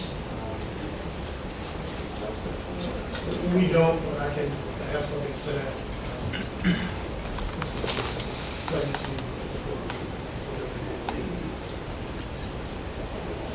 So, Mr. Chairman, Dr. Jones. so next week, just for clarity, are we voting on, we're voting on which option we want, and whichever gets the majority of what we're going to go. I just want to make sure I'm clear. We're voting on whatever we want. That's what it's going to come down to. So when we come to the vote, we have 4 options on the table, or 5 options on the table, or 1 option, or we voting on one thing? No. We're voting on 5 different. As a matter of fact, I would think what I wanted to do tonight was try to get some consensus around if there's anything we want to take off. But what I'm hearing, what I'm kind of hearing is, let's come back and make a decision next week. Is there any option that we feel does not carry any merit for us to be even thinking about it over this week? The open. Okay, Ms. Muhammad, you're saying the open high. Ms. Taylor? I'm just saying, in all fairness, how do we even decide? I mean, if this side of the room thinks it's one thing and this side of the room thinks it's another, shouldn't we be looking at what the public is thinking? Should we be looking at the survey? We have over 800 surveys that we haven't even looked at because the information was just dumped onto the site today. So for us to say what we think without even seeing what the people want, to me, is a new subject. All right, thank you, Ms. Taylor. Mr. Chair, I want to make sure everyone understands that, not just Trevor, several people said it. We're reading comments, so it's not like 800 individual surveys, just so you're aware. Yeah, I just want to make sure But there's it's no holiday confusion. time, it's the end of the I didn't mean I changed how you Yeah. feel, but I want to be Yeah. clear. Okay, thank you. Okay, Ms. Larson? I think right now I have a little heartburn over the IB program just because of the time that it takes to implement the program. I personally really like the open model, but I hear the public and I hear their comments. I wonder if there might be an opportunity to do the open model on perhaps at a different location on a smaller scale, just a middle school, and maybe pilot it, and it doesn't have to be next fall, maybe the following year or something. So those are my big picture thoughts. Big picture, big picture. All right, okay, so it's obvious we seem to have a consensus that what we're gonna do is come back on, the 15th, and, as I was saying, stating to Dr. Jones, it's gonna be what does this board want to do? And I believe we have, I know I have, paid attention to things that I had an opportunity to hear. And part of the reasoning around moving the vote to next week was to give us additional time to look at that. And so, at this point, I would encourage everyone to come with your perspective on next Monday.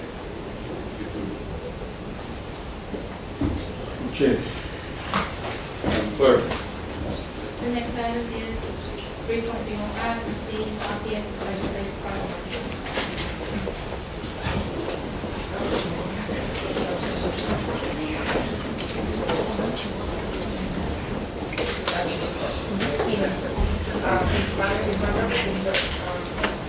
Serve me correctly, the legislative committee is headed like these representatives. It's a committee of one.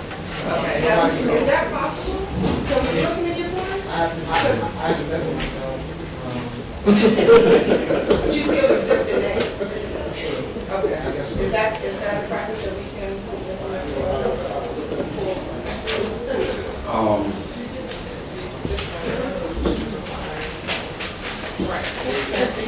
Yeah, Ms. The Lewis. resolution for the legal, legislative, and policy committee, similar to what the HR committee was, I believe calls for 3 people. And so right now, I would consider the committee of, that's not up and running as a committee. You know what I mean? You know that it's not up and running as a committee. But I know that you're doing committee business, like the interviews, I know we spoke to the interview for the last process we went through, so that's still active. Are you talking about lobbying services? That wasn't that committee. That wasn't a committee. It wasn't a committee. It wasn't a committee. It was just an interview process to decide on who our legislative person would be. Because you all wanted to vet them a little bit further. We as the HR committee weren't allowed to do that, so how was that possible? But it was a contract. It wasn't HR personnel.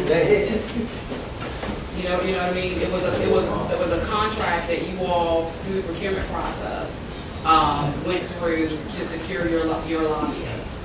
And So this is the same thing as if when we're entertaining clerks that work directly for the board, when that interview process goes through and we can't be a part of that process? this particular, if I recall correctly, you all went through the vetting process one time, and you all decided that you wanted a deeper dive into it. And then that's, why the companies were the top 3 of you were interviewing. But do you understand what I'm saying? There was no literally gooses in this again. But they're not similar. I don't see them as similar. We'll have to talk about that further, but I'll let them move on. Okay, thank you. Ms. Jones. Mr. Chairman. 7:30. Yeah. It's okay. First, good evening, and I'd like to introduce my colleague, John Kosovu, who's working with me this year. Give us more bandwidth to help support you. She's been with us at Advanced Strategies about 4 years, so this is not new to her. Before you have a list of potential items that I've put together. Most of them actually focus on funding and for consideration in your legislative package, and they're designed to address a lot of the challenges before the board with some struggling schools and some additional need for additional funding to deal with some of those issues. And under the premise that if we are able to improve the struggling schools, then we'll improve all the schools. And let me just kind of go down the list for you at this point. And as usual, as we did last year, divide them into two categories. Those where we would request introduction of legislation or budget amendment, and then those where you have simply a policy position in support of that. The first would be to increase funding for extended learning time models and startup projects that receive planning and grant assistance. As you may remember, General Assembly last year passed in the budget funding for planning grants for school divisions to do some extended year learning programs. You all have applied for some of those. It was well oversubscribed. In addition, there's no money to implement some of those things. So this is a request to provide additional funding for that.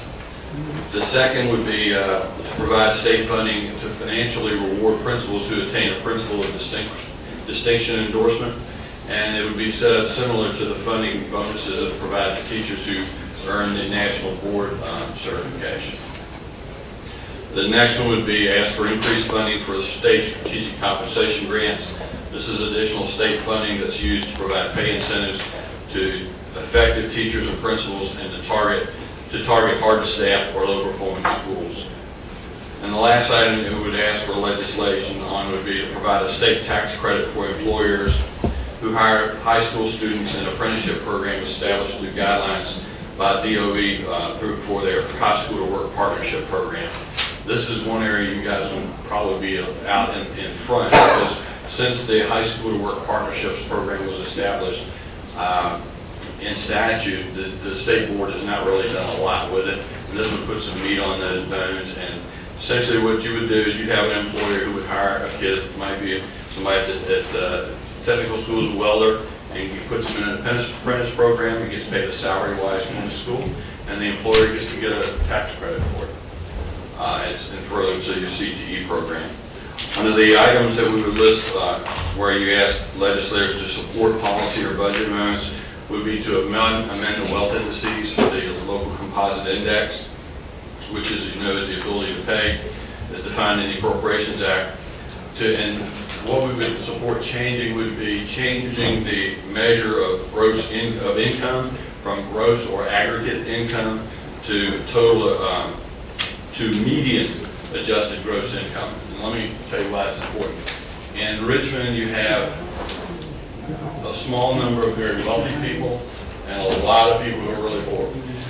But when you use aggregate income, it inflates the median, the income levels of everybody. So by going to a median income, that point at which half are above, half are below, you get a much better measure of poverty and will drive more dollars to the city. The next one would direct the Joint Legislative Audit Review Commission to review how the SOQ is revised and funded to enable each locality to meet the requirements contained in the Standards of Learning Standards Accreditation.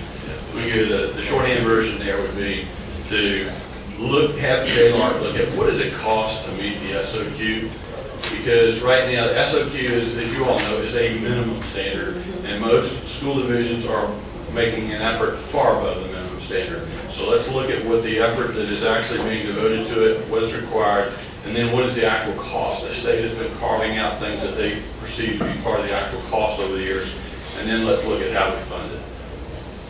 The next item would be to increase state financial assistance for the Teach for America program. There's some funding to help school divisions with the match required, with the additional funding that's required in the current budget. We'd ask for some additional money to continue that and expand it a little bit. The item on the next page would be to expand the VCU RPS partnership for the teacher residency program. The next one would be a hold harmless provision for the Virginia Preschool Initiative, and that's more defensive than anything given the budget shortfall that's the state's facing, the fact that K-12 is likely to be on the chopping block this in January. This is a defensive measure to say hold pre-K, try to hold pre-K harmless, so that we can continue to fund all the slots. The next to last one is to increase state funding for English as a second language instructional positions. Currently it's 17, the state funding 17 positions for every 1,000 students, and you've got to run it through the LCI, so it's not particularly helpful at times in terms of actually meeting your need. And the last one is to support implementation of the interim recommendations of Secretary Holton's Standards of Learning Innovation Committee. They made 12 interim recommendations that I'm sure you all have seen. And that is it, Mr. Chairman. And if you approve, concur, then we will go forward, and when the budget comes out, I'll draft the budget amendments and find patrons for these, and we'll communicate all this to the delegation. Okay, Mr. Bourne? Thank you, Mr. Chairman.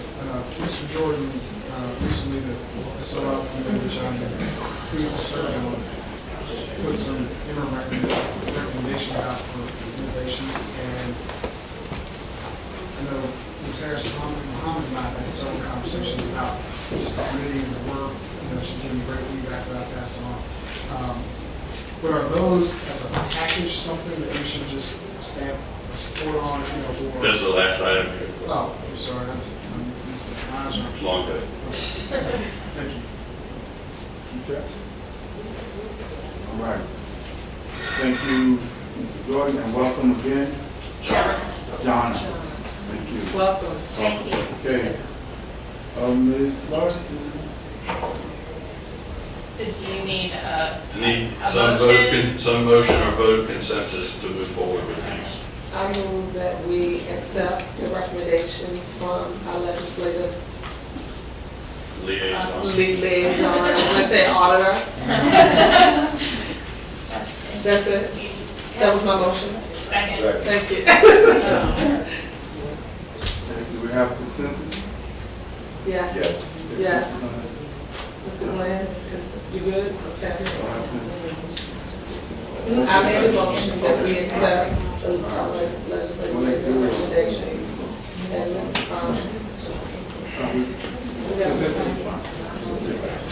All in favor? Yes, yes, aye. Any opposed? Thank you very much. Thank you, Mr. Chairman. All right. Look, I've already missed Monday Night Football. I mean, yeah, it's over. I'm very disappointed in you all.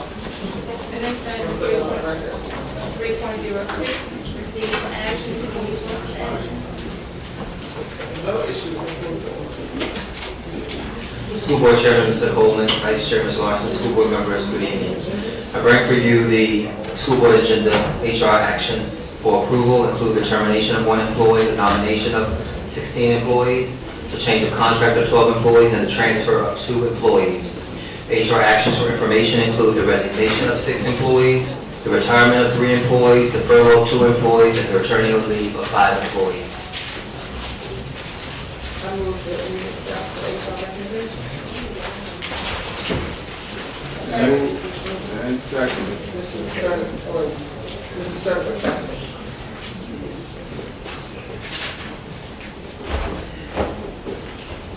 Does that include?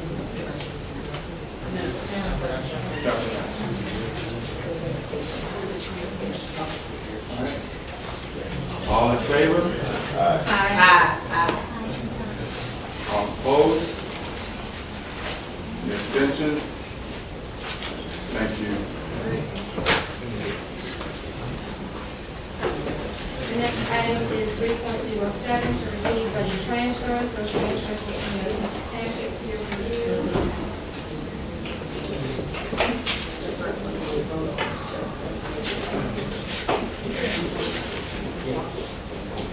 Budget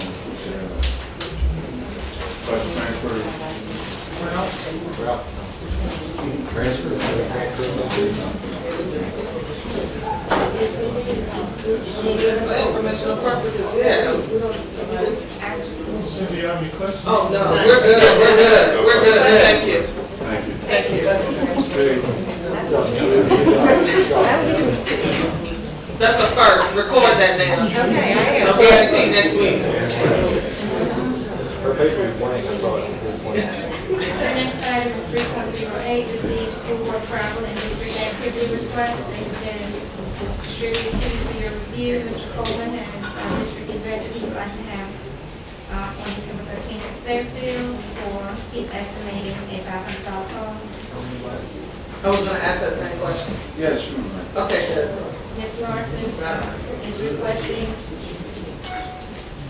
to attend a conference for the Greater Richmond Chamber in the City in Nashville with that estimated cost of $2,736.84. Ms. Harris Muhammad is requesting to attend the VEA Sparks Conference in March with an estimated cost of $50 to attend the VSBA Annual Conference in 2015. And that estimated cost, I just based it on this year because they don't have anything out there yet at $329. And then she has district events at MLK, Overly Shepherd, and a Head Start workshop. It's actually a Head Start luncheon. Thank And I you. provided for the parents who attended the workshop in Okay. Williamsburg. And the estimated cost for that is $576 for her estimated total cost of $955 for a total estimated cost of these events for $3,832. Did we have to put the 2015 VSBA conference up here now? I wanted to just make sure. Just make sure that, I got you, I'm with you. I'm sorry. How did you get to 3,000? The total estimated for everyone who has submitted something. What is the submission? On the front page, 500. Is that on record? I'm sorry? Could you repeat back the request? Mr. Coleman wants a district event at Fairfield, estimated cost of $500. Mrs. Larson is requesting to participate in the Greater Richmond Chamber excuse me, at her city conference in Nashville for an estimated cost of $2,736.84. And Ms. Harris Muhammad would like to attend the VEA Sparks Conference for $50, the 2015 VSBA Annual Conference. And I used again this year's figures because they're not out yet, $329.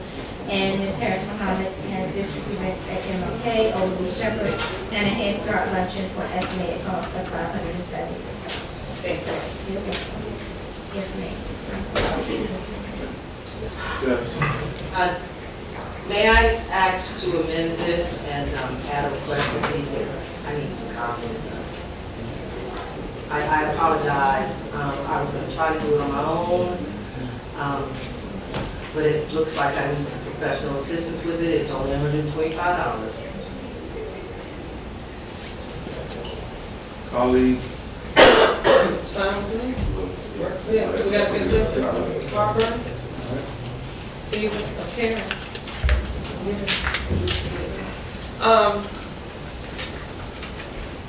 I will, not tonight, but I would like to, I just want to put it in my colleague's head because we had this discussion.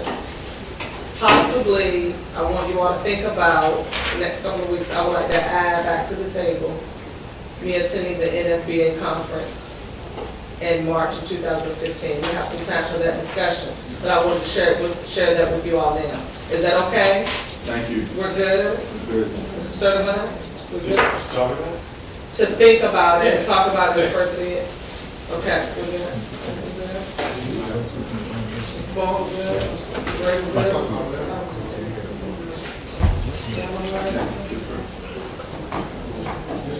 I know. It's not the thing, I know. but-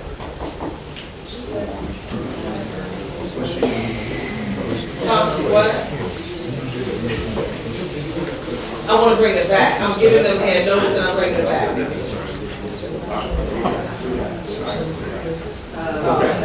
All right, so, I need an explanation on my sheet. It says $140 for meals and meetings, and I don't know what that's for. The last page.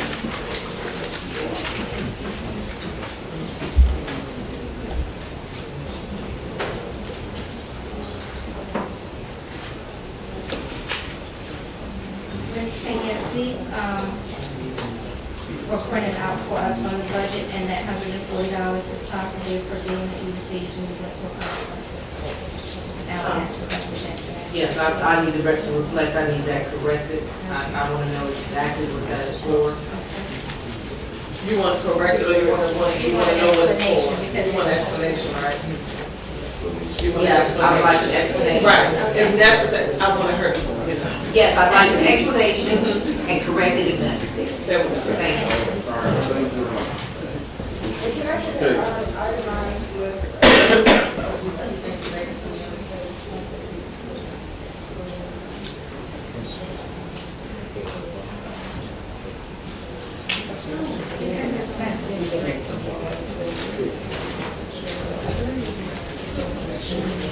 I will see if I can be broken down further, these again, roll call.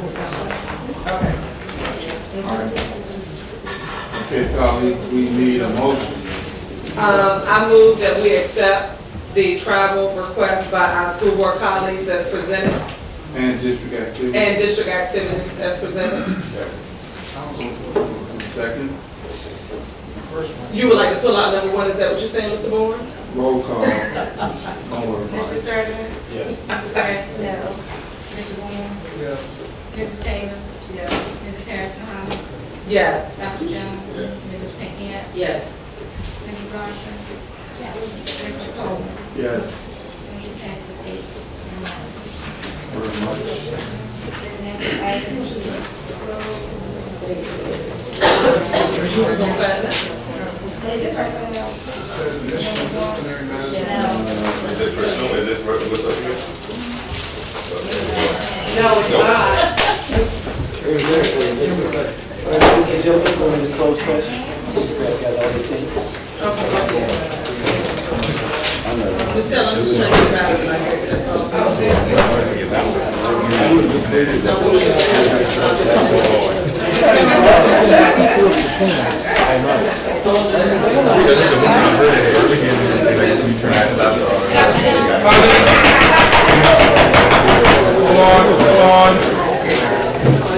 Hold on, Dr. Jones, hold on. 1 second.